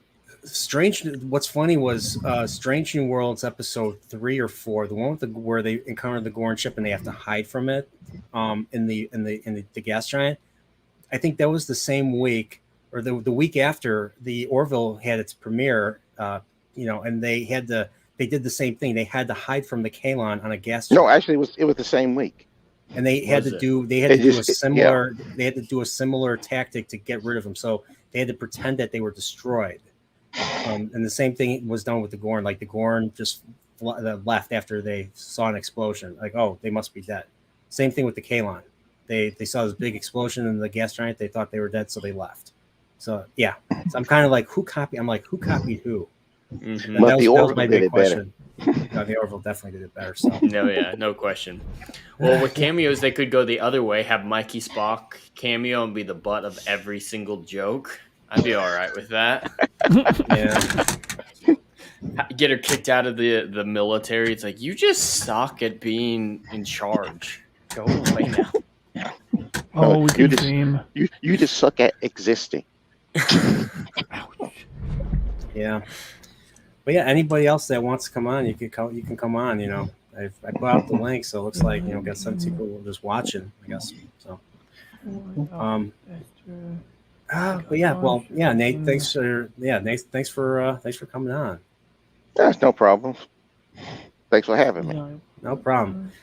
See if anybody else wants to come on. Other than that, we're gonna keep you on the spotlight. So I'm trying to think who else. So, Charles Long says Jerry Ryan. I mean, you don't have to is make me so Kelly's big. sister. I can be minimized. I know I'm pretty, but I'm not that pretty. You're the guest of honor. You're gonna get you're gonna get the Borders treatment right here. So there you go. Geordie. I would love to see Geordie. LeVar Burton. Oh, Yeah. LeVar Burton. Oh, the course. guy from Roots. Why the guy from Roots? I think he talks about a good story of adversity, and if he maybe perhaps became like a head scientist or maybe like a teacher at the equivalent of a Daystrom Institute, that would show him overcoming the adversity that he encountered in Roots. Yeah, there you go. What's funny is they mention Roots in Identity Part 2, which is why the Kalon do what they do. And that's why they don't believe the Union when the Union says, oh, we're more in line. We're not like your creators where we're going to, abuse you and enslave you. And they're like, well, your history has proven that you are not trustworthy. And then they name drop Roots of all things. I laughed when I heard that. I was like, really? Fuppet says a good one. Brent Spiner meaning Isaac. Well, I mean, Brent Spiner was such a huge influence on Mark Jackson doing Isaac. So yeah, I would love to see that. So I just want to see like a time travel shenanigans that have the Next Generation crew just as their Next Generation crew characters meeting and interacting with the Orville, like a full crossover event. Yeah. Well, how about this? They have a dimensional rift where we learned that basically the Orville exists in one dimension and Star Trek exists in another. But in the Orville's universe, Star Trek is a TV show. Mm-hmm. But do it in a way that neither of them know if it's real. Like maybe Right. they're both hallucinating it, this whole thing. Yeah. Maybe Ed was just a big fan of the Star Trek TV show, so he might have manifested it for some reason. You can have a line like that. He said, maybe in this sector of space, what we perceive and what we think manifests. That would be really right. interesting. I put the link back up. If people want to come on, we got about another 15. We got another 15, 20 minutes. So if anybody wants to come on, you can come on. This is your chance. This is your chance to do it. Oh, excuse me. I got an idea. Gates McFadden as the new Krill leader. Really? Ooh. Would she wear that? Would you wear the prosthetics? Yeah, she would. Matter of fact, I even remember an interview where she said she actually was one of the things that she was kind of sad about, that she never got to put on any kind of alien makeup. Really? Wow. I didn't know and that's a great way to use these older actors. Like, I mean, look, John Sheridan, he's no spring chicken anymore. I mean, he's got a great voice and he's got his mental faculties together. But putting that prosthetic makeup on him basically renewed him as a person on the show. So Gates McFadden, I mean, she still looks pretty alright, I think. But still, it's like she's gonna be in Picard. Yeah, New season. Oh God! Why'd you have to remind me of that? So this is my problem with the crossover idea. We do this crossover, we end up with the Picard version of everyone, and then You say you look really familiar. If it is just all in Ed's head, maybe he's just like, yeah, I might have replaced you with people I knew, filling in the gaps. Yeah. So any criticisms of season 3? Not as a whole. I think it's definitely the best season actually out of all 3. It's definitely my favorite because Electric Sheep was just so phenomenal. And I know it's unpopular here, but I'm a big fan of Charlie's character arc and her character in general. So her inclusion in this season is a big win for me. Oh yeah, I forgot. You know what's funny is I didn't even think about her this episode. Does that make me a horrible person? I fully forgot about her. I only thought about her in the first 30 seconds. It's like, oh, no more Charlie. But it was a good end to her character. I don't want any more of her because of that ending. It was too good. But let's think about something for a moment. The reappearance of the egg salad sandwich means this entire season was less than 3 months. At least season 4 the episode. onward. That was episode 6, I believe, with Gordon. So yeah, he sent the sandwich 3 months in the future. It appears now. That means the entire season has been less than 3 months. What about episodes 1 through 5? Yeah, because those happened before he sent the sandwich. So you average it out, probably 6 months. About 6 months. So this whole season was 6 months. Okay. It's pretty average for a TV show. Yeah, sounds about right. So, yeah, I mean, I just I'll forgive. Like I said earlier, I'll forgive what they did last week because of the fact that they weren't sure if they were gonna be renewed. So I'm guessing that was something that they really thought about. The episode with the pyramid, but the ancient archaeological temple. Tale of Two Topaz. Was that Tale of Two? Okay, that was Tale of Two Topaz. That didn't really go anywhere. Yep. I wanted to see that. I never remember the aliens from the original Star Trek movies. The orange aliens with the Federation president with the mustache, the very white, facial hair and everything. Kurtwood Smith's. So it's kind of like a mix of that and same thing. I can never remember the Twi'leks or Togrutas or whoever you want to say from Star Wars. It's like a mix between a Twi'lek and a Tellarite.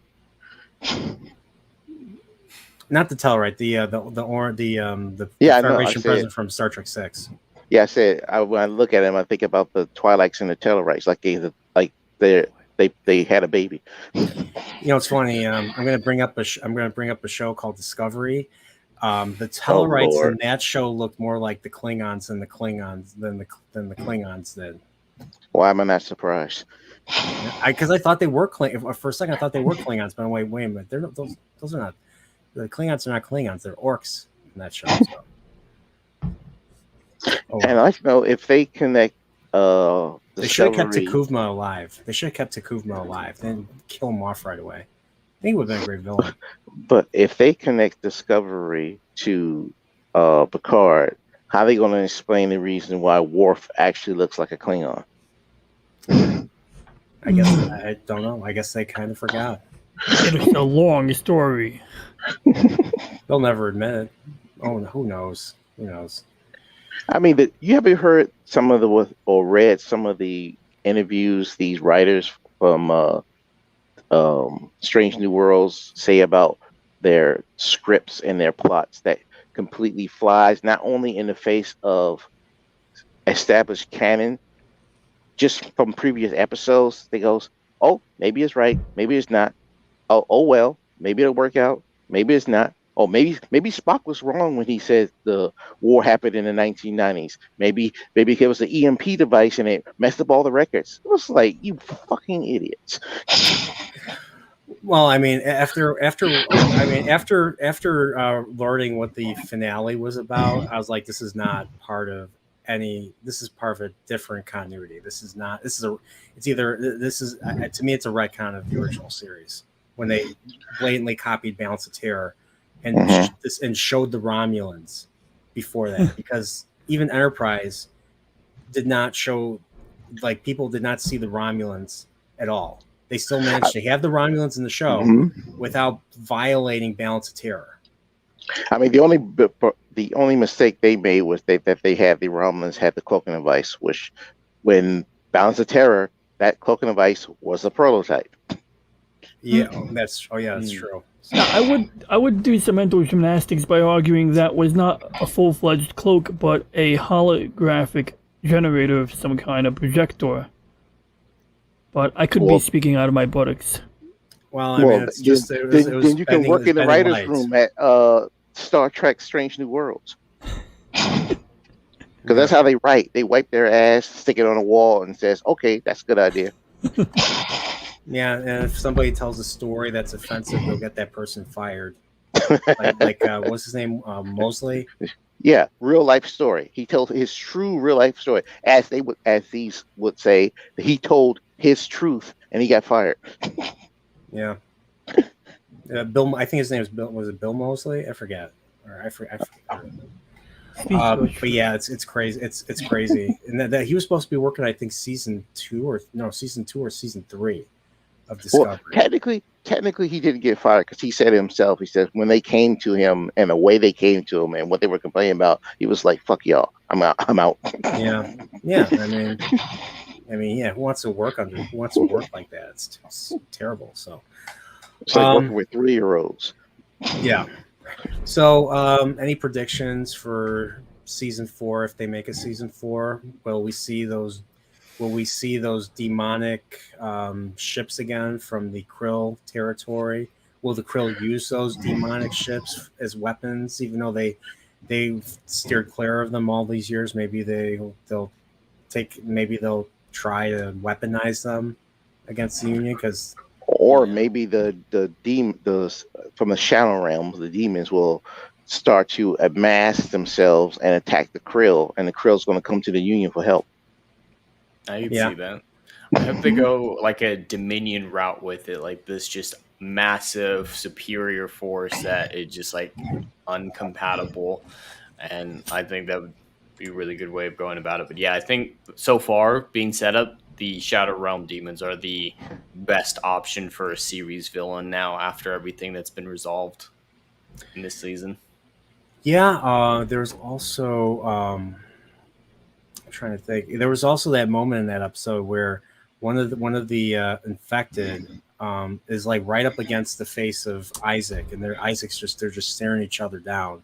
Mm-hmm. And then the infected just kind of, scurries off or runs around him and stuff. I'm curious if it seemed like it was setting something, that moment was setting something up for a future episode. So I don't know if like Kalon would be involved with that. That'd be an interesting thing to find out. So They'd be the best defense against him. Yeah. yeah. So I hope that if they make another season, I hope that gets followed up on. Of course, the Tron Q girl, I forget her name. I know she's gonna come back. What will she do? Will she be like Q, where they get annoyed with her? Will she be more like a villain? Will she be continually testing them, putting them through the ringer like they did in this season? I think if she shows up again, she's going to approach Ed and offer Ed to be immortal like her. So kind of like hide and Q with Riker, where Q offered Except, Riker to except join for the different Q reasons. Continuum. Except for a different reason. You see in the episode the way she looked at Ed when she said, "Captain, husband, man, it's all irrelevant." But she gave Ed the look, but she said, "Man." Yeah. I think she might want to offer him immortality because she's going to want to mate. Do they even mate? Do they even still mate? Didn't they modify themselves to be beyond that?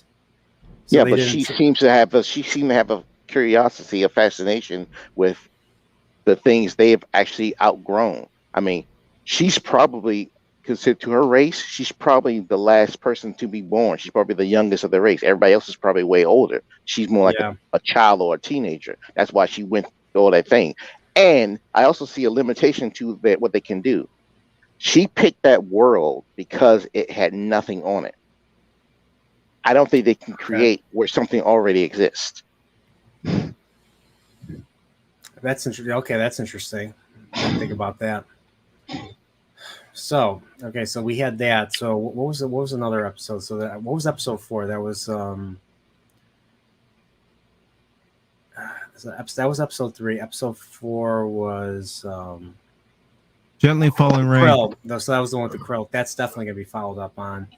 Anaya and I mean they already captured Talea. I'm assuming Talea's movement is still raging forward, like they said earlier. Like even if they take her out or they capture her, it's just going to lead to another leader doing the same, following the similar policies.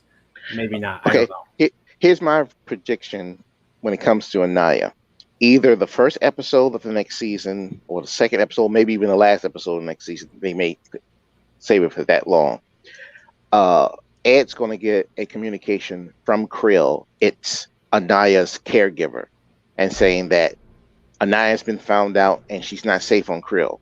There are people who want to protect her, but the large majority, they think that they want to destroy her because they don't want it come out that it's her daughter that she had with Ed, this abomination, and it was so basically Naya's not safe there. So Ed, they got to extract her.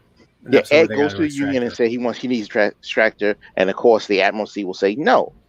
It's not worth it for this one life. And then Ed's going to go on a rogue mission. He's going to try to pull up a card in insurrection and go it alone. And then of course his crew is not going to let him do it by himself. And they're going to go in there, saddle up, lock and load. I was third. I think that movie came out right when I turned 14. So does I as a 14-year-old, I really enjoyed that not episode. Sorry how I said episode. That movie. I really enjoyed that movie. Actually, I think that movie gets a bad rap because to me, that movie seemed more like an extended episode of TNG than all the other movies did.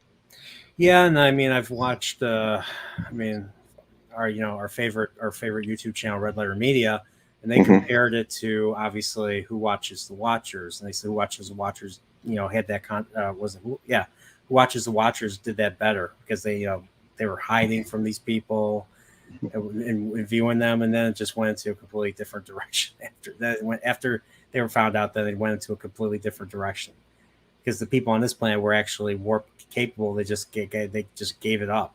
They just gave it up to hang out and be immortal on this planet. And the villains of Sona were back actually them, but they just left the planet. And then they aged and they get their faces stretched. And poor Anthony Zerb's Admiral, what was his name? Admiral Doherty. He gets his freaking face stretched, and that's how he dies. It's ridiculous. It looked terrible. It was a terrible effect, but I'll never forget that. I'll never forget that. So, well, I think that was just his face. I think it split. They split his skull open. Yeah, that's exactly what they did. So, so that's episode 4. And episode 5 was Tale of Two Topas. I know Tale of Two Topas got. So episode 4 had the whole populism thing that was very obvious to a lot of people. So I know a lot of people kind of felt. A lot of people didn't like that. Felt it was too on the nose. Did you guys feel that it was too on the nose? Episode 4. Tale of Two Topas? No, not Tale of Two Topas. Gently Falling Rain. When it comes to populism, and a certain, I'll just say an orange, a certain orange. The first 30 seconds, yes. No. Here's the thing. I think we have become, well, those of us who notice, have become hypersensitized to this kind of crap. When we see it and we go, oh, there we go again. No, here's the woke crap. But if you stop and look at it, everything she said in her speech has been said by dictators and politicians from both sides throughout history. Yeah, I agree. It's just that we became hypersensitive to it. I would agree with that. Yeah, and I mean, and the thing is, writers just say, oh, the Discovery writers literally said, oh, the Klingons are based off of people that support a particular orange character. I'll say orange character for the fun of it. You heard about what they said with this Andor series in Star Wars that it's all about the Orange Man. They literally came out and said it. That's what it's about. Like, yeah, I really want to watch that now. Yeah, I mean, it's just like, I don't get it. So, but actually, I'm not watching anyway because I'm done with this. Anything that has Star Wars name on it that Disney made, I'm done with. After the third episode of Obi-Wan Kenobi, or should I say Obi-Bi Kenobi now, I'm done. I'm done. I am done. I am completely done. I got my box set with the prequel trilogy and the original trilogy. When it comes to Star Wars, I'm good. I'm not even going to watch The Mandalorian because of the way they treated Gina Carano. Oh, yeah. That's where I'm at. So we got another guest on. Guest. Let's welcome Ben Thatcher. I know you don't have an avatar, but you're still getting the spotlight anyway. So how you doing? First time on a stream with us. Well, I figured, what the heck, right? I appreciate it. What's up, Ben? How's it hanging? Great. Nice and early in the morning. So I'm curious. What is your take on New Horizons? What do you think of this third series compared to the first two? I kind of feel like there's 3 main groups of thinking. There's New Horizons is completely different, and either the one group is I hate it, and the other group is I love it. Yeah. And then there's kind of a third group that's I recognize that it's very different, but it's still very the same. And I kind of like it, and I kind of don't like it. And I can fully understand that whole spectrum of everything from people. I think depending on who you are and where you're watching the show from, any one of those things can be true for you. And I personally feel like that's what makes this show great. Like there are definitely times when you can see that Seth has a little bit of an agenda and he has his opinion and what he thinks people should believe or whatever. Yeah. But he's presented it for the most part in a way where it's on both sides. And if you disagree with Seth, you kind of see it as, well, you've proved that your opinion is wrong. Like you can take that viewpoint from these episodes if that's what you wish. And the other side can do the same thing and say he's proved that this is the right thing, and he's done it in a mostly balanced way. Yeah, one thing I'm the very majority rule thing is something that he's definitely just said majority rule is bad. Like, I don't think he's presented that in any sort of a way that it could possibly be good. But there are a lot of other things that are presented in a way that could go either way. Yeah, I was just kind of worried. Like, one thing I don't like shows to do is like to get overly self-righteous at points, because it just kind of it kind of makes me not like the characters as much. Because I like one thing I love about Trek and love about classic Star Trek was just the humanity, like the stuff that makes us be able to relate to them. And I feel the Orville kind of nearly got to that point, but with this episode. This latest episode, I just once again it felt very human to me. I just really enjoyed what I was seeing, and I mean I want to see more lore building of the Union. I kind of want them to go and explore, still do the still kind of go into the deep philosophical elements that we were seeing a little bit in this episode, and get away from the the more allegorical stuff, or not get away from it completely, but just kind of shy away a little bit and just like do some pure lore building, just like make it just get us excited. And I thought this episode, even though this episode was a bottle episode, I felt this episode really did that. I want to see more episodes. I want to see more episodes like this. Yeah, I mean, we found out that in this episode that it wasn't aliens coming from another world that changed Earth and built the Union. It was the matter synthesizer that changed everything. When people didn't have to work for everything, when we evolved ourselves in a way where we had the technology, we gave it to everybody, and that's how everybody got along. You didn't need to work to survive when everything could be provided for you. So the Union, the Earth becoming united, wasn't because we got contact with aliens, and because we developed the technology of the matter synthesizer. So yeah, so we know that's what their first contact was. Mm-hmm. And then, like dumbasses, we went out into the universe to other planets that didn't have that kind of technology and just gave it to them because we said, "Oh, we're being nice and good," and actually got a world destroyed. Yeah, I mean, when you give something to someone that hasn't tried to earn it themselves, it never really. It's like giving a kid something and they haven't earned it, or or even from bad behavior. It never ends well. So what do you think of that, Ben? I don't feel like they've really given us a first contact situation. They've kind of sort of hinted at it. It does imply that there is a union that goes out and contacts other planets. We don't know if that union is just Earth, right? So we don't know if they even had a first contact. Like, they could have been their own first contact for somebody else, for all we know. Would it be funny if the first contact was actually the Mocklans? Kind of like the way the Vulcans were in First Contact, but in the Union's case, it would be the Mocklans. That's why the Mocklans have been sticking around all this time. Yeah, I don't know.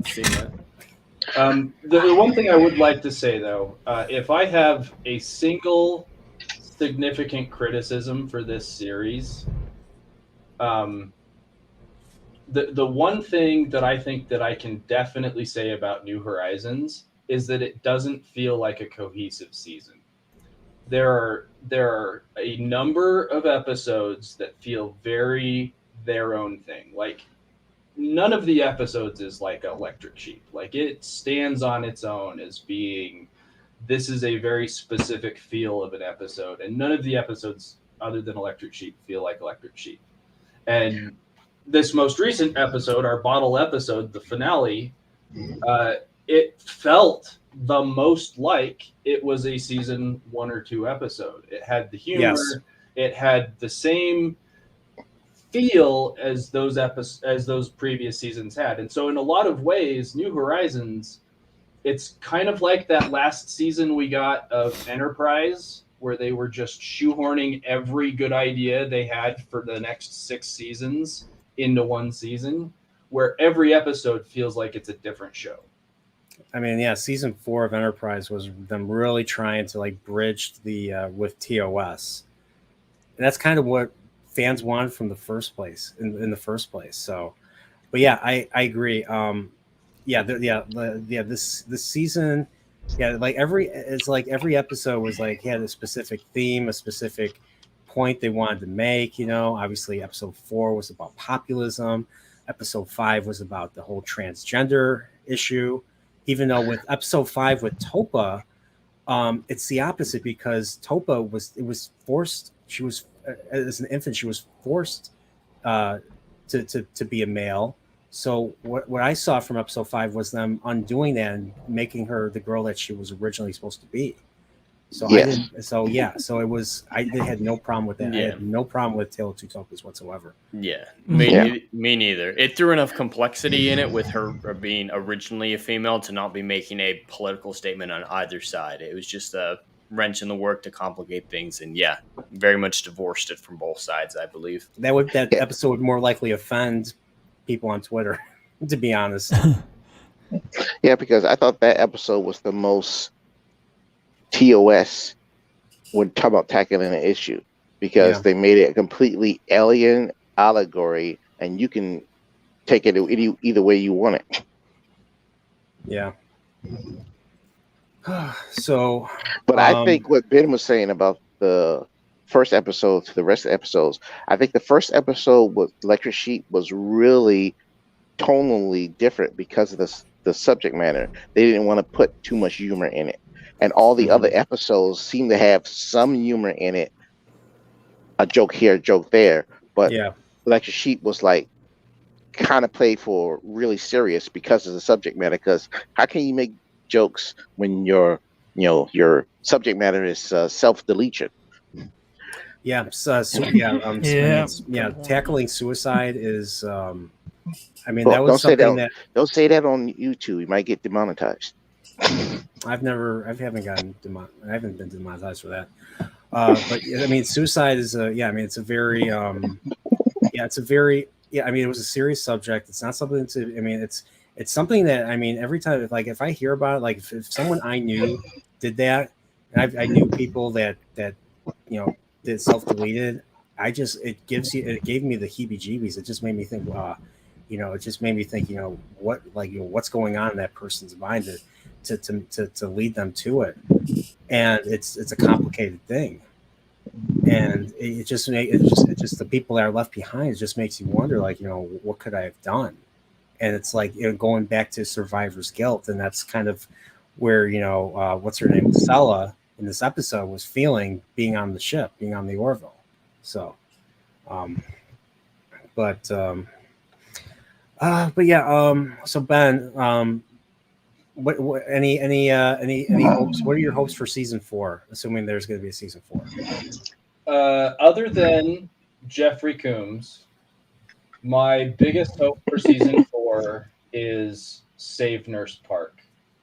If we don't get Nurse Park back, I will never forget that. I'm sorry. I personally am the kind of guy that my favorite characters in shows have always been recurring extras. People who get a little blurb here. They're not the main bridge crew. They're somebody on the side that we see from time to time. And for seasons 1 and 2, the fact that Nurse Park kept coming back, that was somebody that I could get attached to. And when that happened, it was devastating to me. Okay, I'm sorry to break it to you, Ben, but Park is never coming back. You're a dick. Because his DNA has been completely rewritten. Even if Claire could come up with a way to reverse it, at this point, because of how much time has passed, he is completely not human anymore. Because even in a short period of time, she only couldn't identify the body that was on the table, what species it was, until she found little traces of the white blood cells. So Park is gone. We'll see the alien show up with a medical tricorder stuck to his belt. Claire is not the ultimate medical authority in the universe. just because she couldn't figure it out doesn't mean Magical Tron Lady can't do it, or But why would some Magical other entity that we have not yet met. It's entirely possible that these aliens have a way to reverse it themselves. We don't know. because that's how they procreate. They wouldn't have any way to reverse that. But if they have the technology to do a thing, they technically have the technology to undo a thing. There's a flaw in your logic. You can create an atom bomb, but you can't undo an explosion. I'm just saying that the technology that did this is technology that they don't understand. Mm-hmm. So Claire does not have the tools to do it. Does not mean those tools do not exist. Yeah, I want to think. Fair I want to enough. think that there's a. I want to think that there's a way, because this is science fiction. And with science fiction, anything is possible.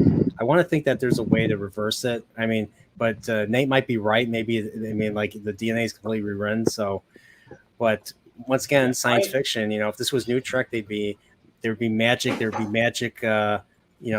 Sonic screwdrivers everywhere, doing anything and everything. No offense, Sankar. I know you like that. I know who can fix it. If they can get the transporter technology from the Caliban and get a sample of Park's DNA, they could basically make him a new body. Okay, yeah, they can break down his particles and then insert his DNA into the matter stream and basically recreate him. Yeah, ultimately, I don't care how they solve this problem. I think they can come up with a good way to solve this problem. But as much as I don't give 2 particles of fecal matter about that Admiral guy who showed up and immediately died, don't care about him. I was going to ask. Save Nurse Park. Because I think Nurse Park was also in the first episode, right? He was in Electric Sheep, I think, wasn't he? Yeah, he's been in a number of episodes. I think he does show up in season 1. Oh, he was in season 1 too? In season 1, he actually saved the ship by replicating Derulio's pheromones. Right. Oh, okay. Like he received a special commendation for it. He's very much a permanent member of this crew that we have known about for a long time. He's very much like Dan, who we keep seeing from time to time. Hey, yeah. Like if they killed Dan, I would be just as upset. I would go on a jihad to take out people because they killed Dan. Like I would track Seth MacFarlane down, and I would say very mean things to him. Okay, now I haven't been secret about Yaphet, but what do you think, Ben? What do you think they're going to do with Yaphet now that Norm Macdonald's no longer with us? I really don't know. There are so many ways they could do it that I think would be satisfying to people. I just hope they pick one of them. So what I'm thinking that they're going to do is, I think they're going to split. So I think Yaphet is going in between seasons. We're not going to see it. Yaphet is going to split into 2.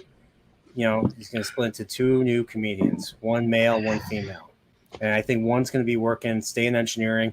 One is probably going to be in either in Isaac's lab or the bridge, or working with Claire. I'm thinking maybe working with Claire.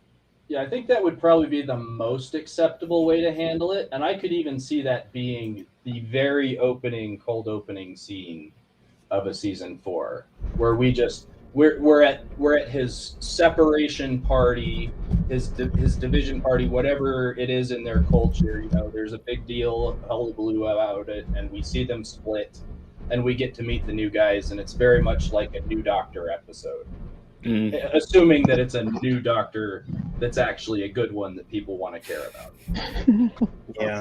I do have a question though. When they separate his species, do they become 2 completely different personalities, or one personality stays and another one is created, or they could both completely change? He kind of implies that when he talks about how his mother split into him and his brother.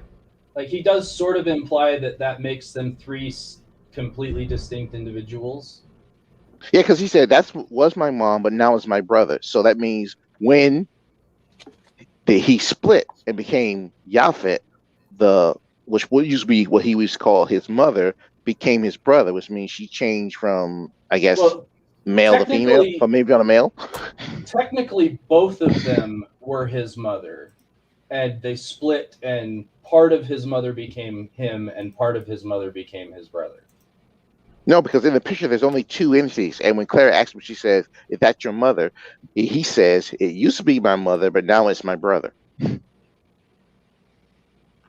And I think we're both kind of on the same road. To me, if he's dividing by mitosis, you take one entity that splits into two new entities. Yeah, so that's my question was with his two new people. That Yaphet just ceased to exist. Yes, it would be two completely new people. There would be aspects of those new people that were the same as Yaphet in very much the same way that a new Doctor regeneration still is the Doctor, but they have a bunch of new traits. So they could split Isaac, make him one male, one female. One can leave engineering and wants to go into the medical field. The other one can work security with Tala. Or end up on a completely different ship. We don't necessarily have to have both of them.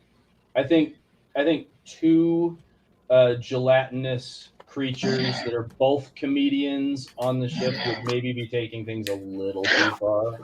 But I think the best thing they can do, because Norm Macdonald has been on television and TV shows and movies and concerts, they have enough of his voice where they can keep him Yaphet for however long they like. We have the technology. Kind of like Vader, kind of like Darth Vader. Yeah, that just feels inappropriate to me. Yeah, it feels very inappropriate. No, it will only be inappropriate if his family didn't agree. Because look at it this way: if they kept using Norm Macdonald's voice as Yaphet, then Seth could basically be paying his family money.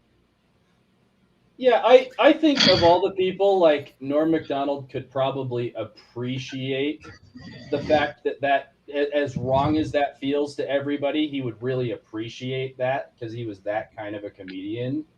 But at the same time, the idea of keeping an old actor alive through an AI generating their voice, I think that's one of those ethical concerns that's developing with technology that they kind of allude to in this episode, that as technology develops, we need to develop ethics with it. And I just don't think we really have in hand the ethics for that to properly handle it.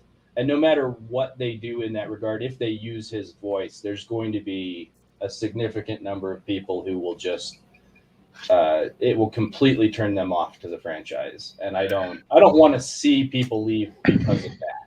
Yeah, I mean, here's the thing about that. It's just like it's like, you know, with Hollywood and all these franchises, they just keep going back to eras that were covered decades ago with actors who are either really old or very old now, or are no longer with us. I mean, you think first thing that comes to mind is Peter Cushing in Rogue One.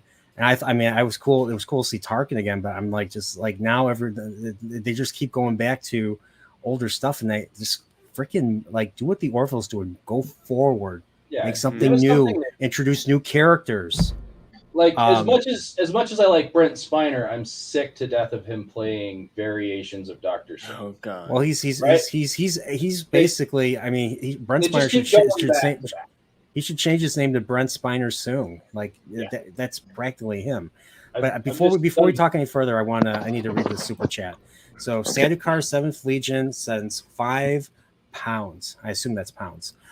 Says, shout out to all lovely people in chat. I love different points of view. Calm chat. Great stuff, people. Glad I woke up at stupid o'clock for you. Well, thank you. Thank you. Yeah. Thank you. Hail to you from all the way from across the Atlantic. So I'm sorry, what were you saying, Ben? I know I interrupted you. Yeah, well, I'm right there with you on the whole. I'd rather see them do something new than just try to keep Norm Macdonald alive because people liked him. I think it's more in the tradition of things to move forward. And like I said with the Brent Spiner thing, like there are so many examples right now of us just going back to the same thing. And I feel like Brent Spiner's got more depth. Maybe he could play somebody else in Star Trek, or maybe somebody could hire him to do something else. I'd like to see him do something different. I'd like to see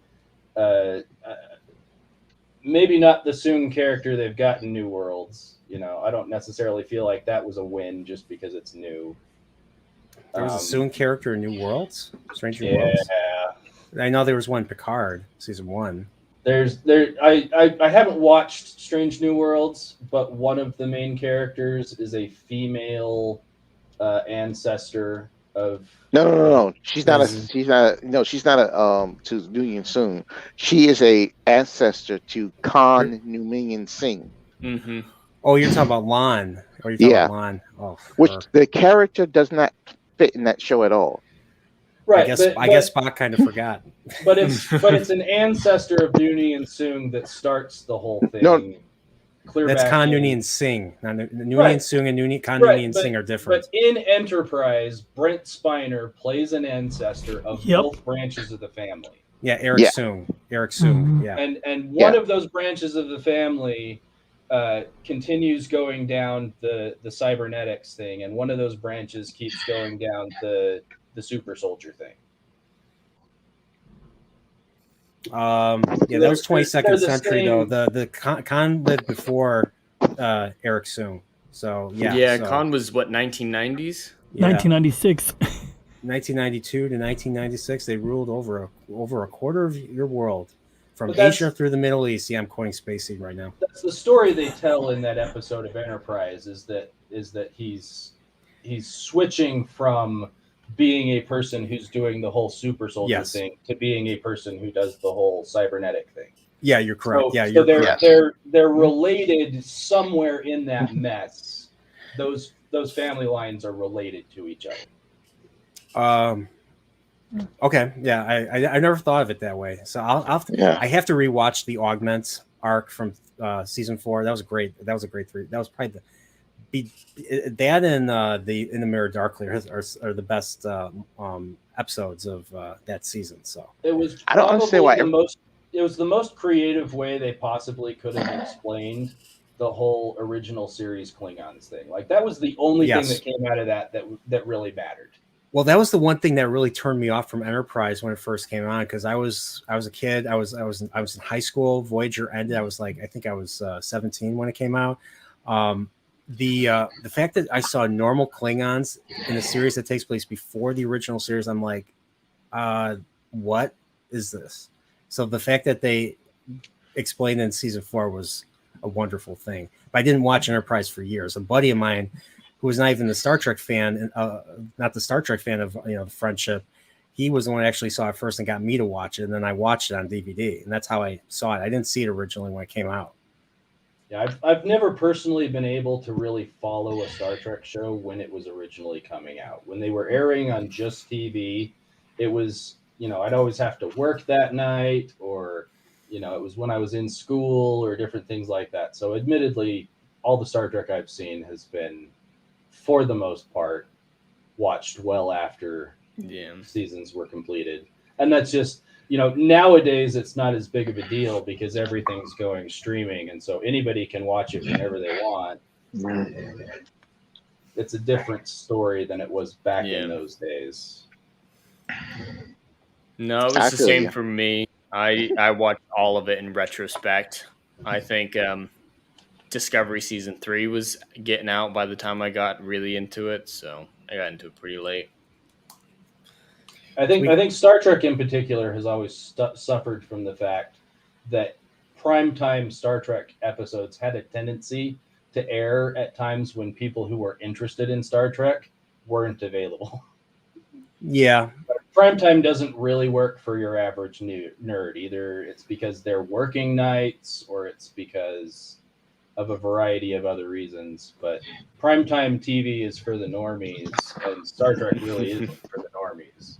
Yeah. Actually, I think the only reason why Star Trek Next Generation survived because it debuted on a Friday, and after it debuted, they moved it to a Saturday. That what kept it alive because people could watch it on a Saturday because a lot of people weren't working on a Saturday. You usually was off on a Saturday or a Sunday, and you can watch it. When they moved it to the weekends, that's when it really started to pick up in the ratings. I remember Voyager. Voyager would air on Wednesdays at 8 p.m. Central. Yep. But then they would show the episode again at 11 p.m. Central on Saturday nights. So I used to watch the episodes twice a week because I was a kid. I was a kid when Voyager was on. So I watched Voyager from the what really got me into Voyager. So I started collecting the TOS tapes in the mid 90s when they reissued them in their blue VHS boxes. I owned up to 50 of them, so it was hard for me to see all the Trek episodes without either buying them or finding one of the rare instances where they were actually on regular TV, not on cable, but on regular normal TV to record them on tape. So so I would stay up till like 1 a.m. on technically Saturday nights, Sunday mornings, just to record season 1 of the original series. And before that was Voyager. So I would rewatch the Voyager episode that was on earlier. And then before that was TNG. So there were 3 hours of Trek programming from 10 p.m. to 1 a.m. on Saturday nights. And that used to be my Saturday nights in 6th grade in 97, summer of 97. It was awesome. And it was one of the things that were just, it was that time that really made me a Trek fan. And I kept being a Trek fan until Voyager ended, and then I watched the rest of the movies, and then I eventually watched Enterprise. And so I was really excited when they came out with the 2009 movie, the JJ movie, and then of course I was like, oh, I wanted to come back to television. Then they announced Discovery. I was excited, and then now, well, it's history now. Yeah, it was like knowing you were going to meet this beautiful woman, and then when you show up at the door, it's this old hag who kicks you in the balls. Butterface. No, I'm kidding. Discovery was my first chance to be watching a Star Trek as it aired at the same time everybody was watching it. You have my condolences. And yeah, from the very first episode, you're like, this isn't Star Trek. This is not the 23rd century. This is not 10 years before TOS. That was what I was thinking. I kept watching it because they were doing interesting things, but the whole time I just knew I wasn't watching Star Trek. And I have watched Discovery all the way through. I think it's still a relatively interesting show, even though it's got a lot of problems, but it's definitely not Star Trek. And then everything since Discovery has just been like they were still trying, I think, when they made Discovery. They were still trying to give us something that felt a little bit like Star Trek, and they just don't care anymore. Yeah. I mean, they never cared. I mean, you have Alex Kurtzman, the Baltimore of franchises, coming out of his own mouth and saying, I was never a Star Trek fan. So why the fuck are you running Star Trek if you were never a Star Trek fan? He said this out of his own mouth. I was never a Star Trek fan. Yeah, unfortunately, that's just the world we live in. Right? Yeah. You buy an IP and you claim you've bought the IP for the existing audience, but what you've really purchased is the platform. Exactly. And that's the way they see it.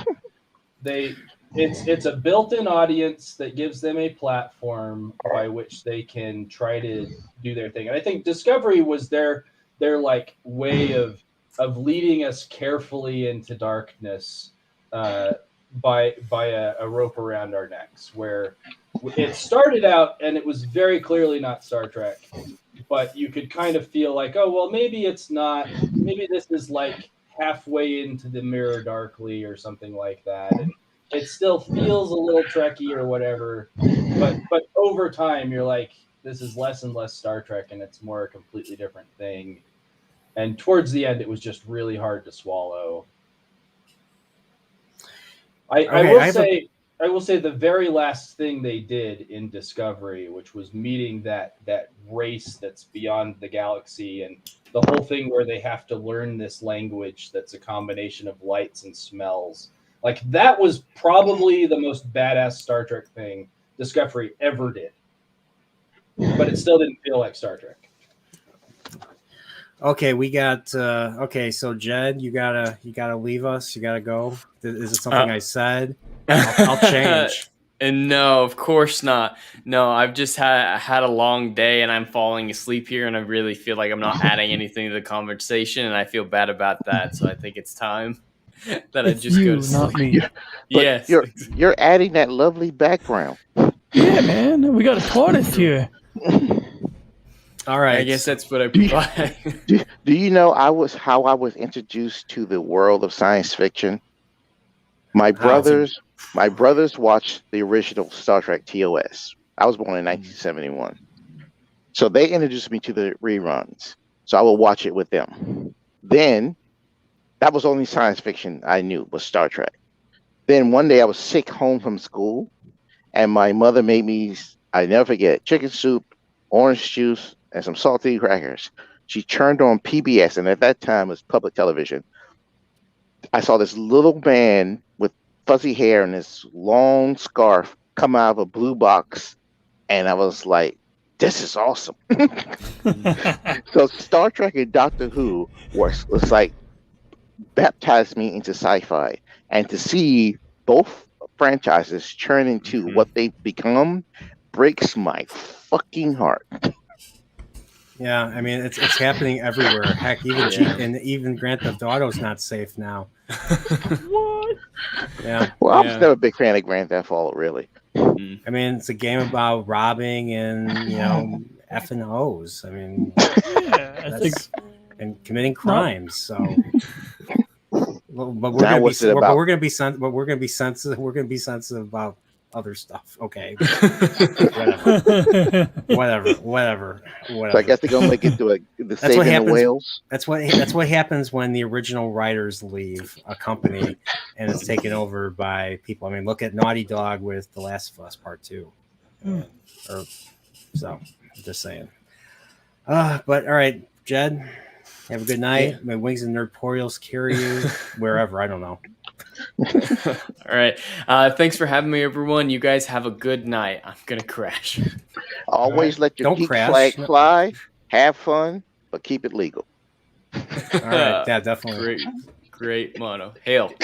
Take care. So we got a question from Fuppets. I've had this on the screen for a while, so I feel like an ass. After seeing this episode and the whole season, is Kelly an AA candidate enabled by her doctor? Possibly, yes.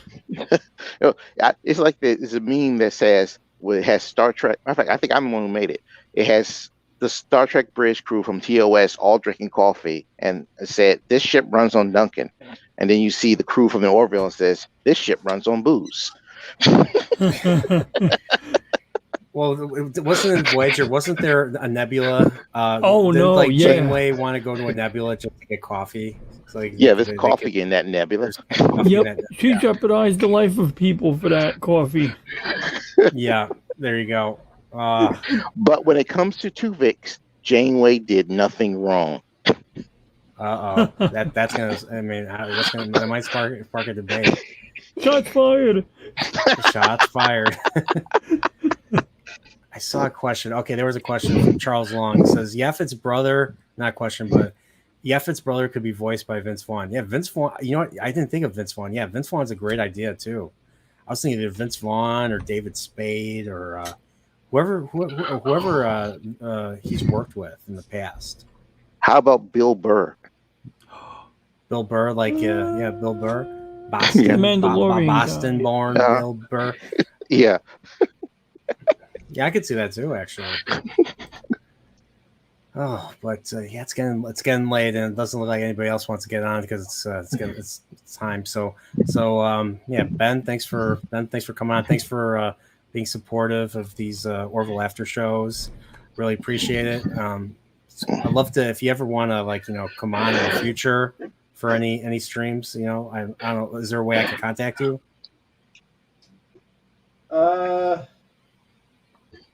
You have social media at all? Twitter?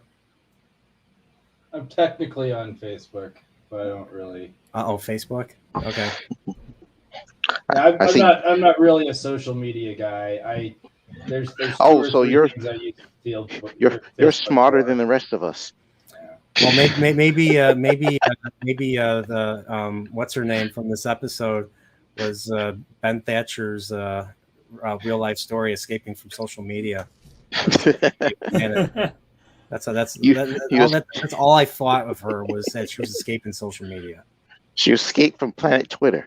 Planet Twitter, where nobody is happy and nobody's real.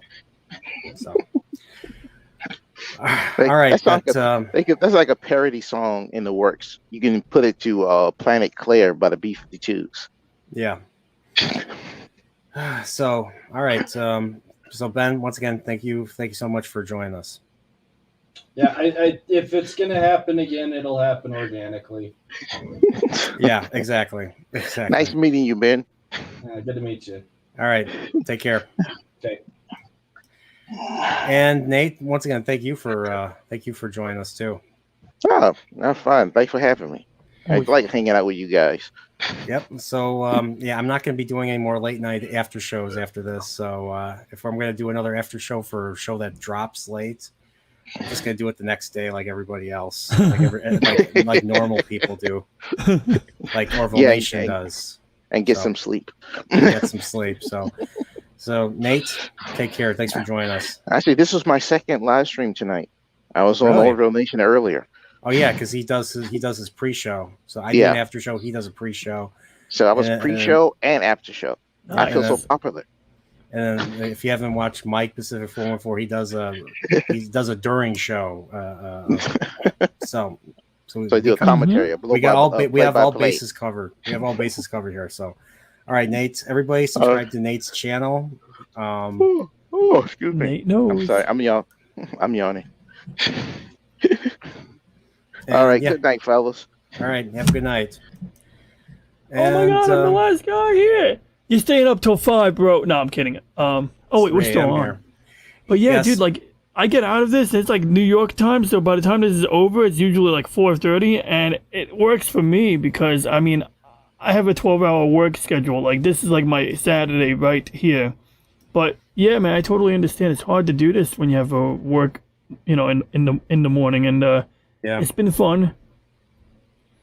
Yeah, I agree. We were looking forward to the Orville. This was a long time coming, so I wanted to be the first one to be one of the earliest people to discuss the episode. So you got to differentiate, man, in the competitive scene of streaming and what have you. Yeah, that's true. So plug your channel, man. Plug your channel. Yeah. I'll pop in the link right now. I had the opportunity to be on Floral Under a Rock earlier today. Punk Waddle drafted me. And that was kind of fun because, they do like this Johnny Carson style thing, except it's like a puppet or a Muppet doing the Johnny Carson routine. And we showed some pictures, talked about my pet turtles. And can I post a link in your chat? Do I got to put it in your private? For what? Like if I plug my channel, can I put it directly in the YouTube chat, or do I have to put it in the private chat? You can put it in the YouTube chat. Okay. Did I make you a mod? Oh yeah, it works. Okay, cool. Yeah, I found out today while I was pasting it on the Floral channel. I pasted it, and it wouldn't go through, and I was like, oh yeah, duh, because usually people filter that. But yeah, so it's been fun, and I totally empathize. You can't be doing these late nights. It's been like a hell of a time these past 8 weeks for me, or about 7 to 8 weeks. It's been like 10 weeks total from what I figure, and it's been quite a grind for a lot of people. Yeah, that's true. So what projects are you working on next? Well, let's see. I actually have a video I already uploaded, and I got to make a thumbnail for it, and I don't. What the hell was it about? Well, I guess we'll find out when it's done. I was gonna do the Game Shark thing where you use a Game Shark to back up data from a game cartridge to a memory card, but I kind of temporarily bricked this unit. What a pain in the ass. I'll get into the detail on that some of the time. And I got a little series of videos on the Steam Deck so far, and that's what it was, yeah. So I got a third video coming up about the Steam Deck. So basically, I test out some features on it. I play a game, stream a game, talk about, how things work. For example, a friend of mine asked me, how is the keyboard, like the on-screen keyboard on the handheld. So I said, I'll do a video about it, and that's one video. And I gotta toot my own horn here. I really like the thumbnail images I use on these videos. I basically took like a picture of the Steam Deck, cropped the middle or whatever, and at one point I discovered, not really discovered, but you could totally run OBS on a Steam Deck, like in desktop mode. So I was experimenting with that, and if I can get it to work in gaming mode, I can then stream directly from the handheld device. That would be really cool, but I have a feeling that will be easier said than done. So right now, yeah, that's the next video coming up. And then from there, I actually still haven't uploaded this video. Like, I did the whole thing. I edited the video, and I never uploaded it. So, those are the two things in the pipeline that I can remember. All right, cool. Thank you for sharing. I'm putting your channel in right now. So, Much all right. appreciated. So everybody subscribe to Nate Knows. I put his link in, and I'm putting DJ Ronnie G's in. And Pacific 414, you can easily find him. So Boom. not that he needs a subscription. So, all right. But DJ Ronnie G, thank you so much for kind of taking over. I know Spock wasn't available. Has not been available to be able to do these episodes.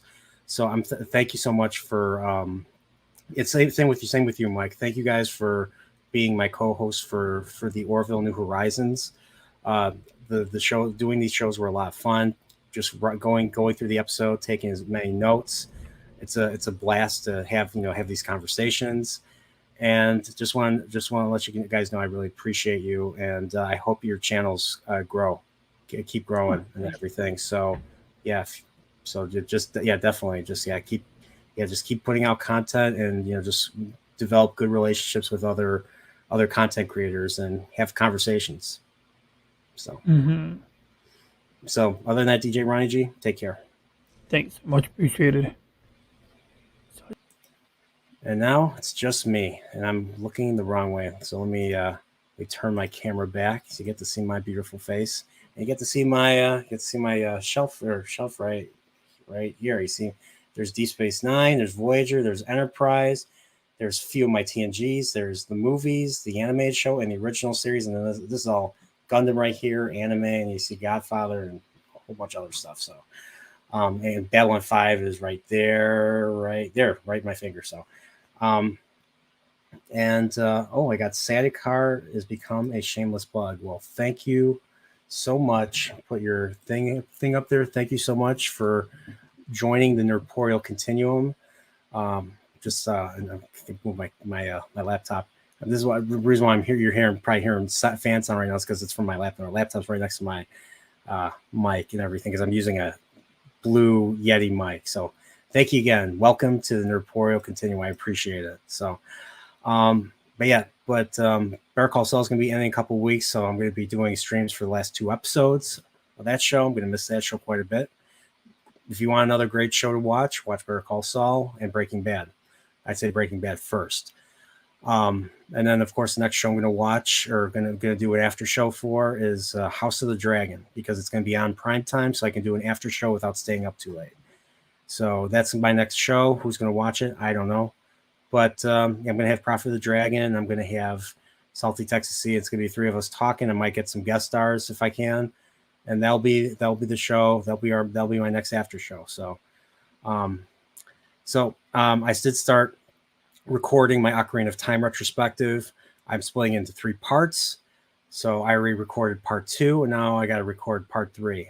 Probably should have got that done today. I didn't. So I got to record part 3, and then I got to start video editing for part 1. So hopefully I want to get maybe work on part 1 tomorrow. I'm going to record part 3, and I'm going to start editing part 1. And so each of them is roughly going to be an hour. So this whole thing is going to be a little over 3 hours long. So if you like Zelda, like Ocarina of Time, you'll be in for a treat. So other than that, everybody, that's all I got for you. And remember, stay Norporeal. May the wings of Norporeals carry you to a potential fourth season of the Orville. Keep your eyes open. I know I'm going to keep mine. So other than that, everybody, have a good night. And here is my outro.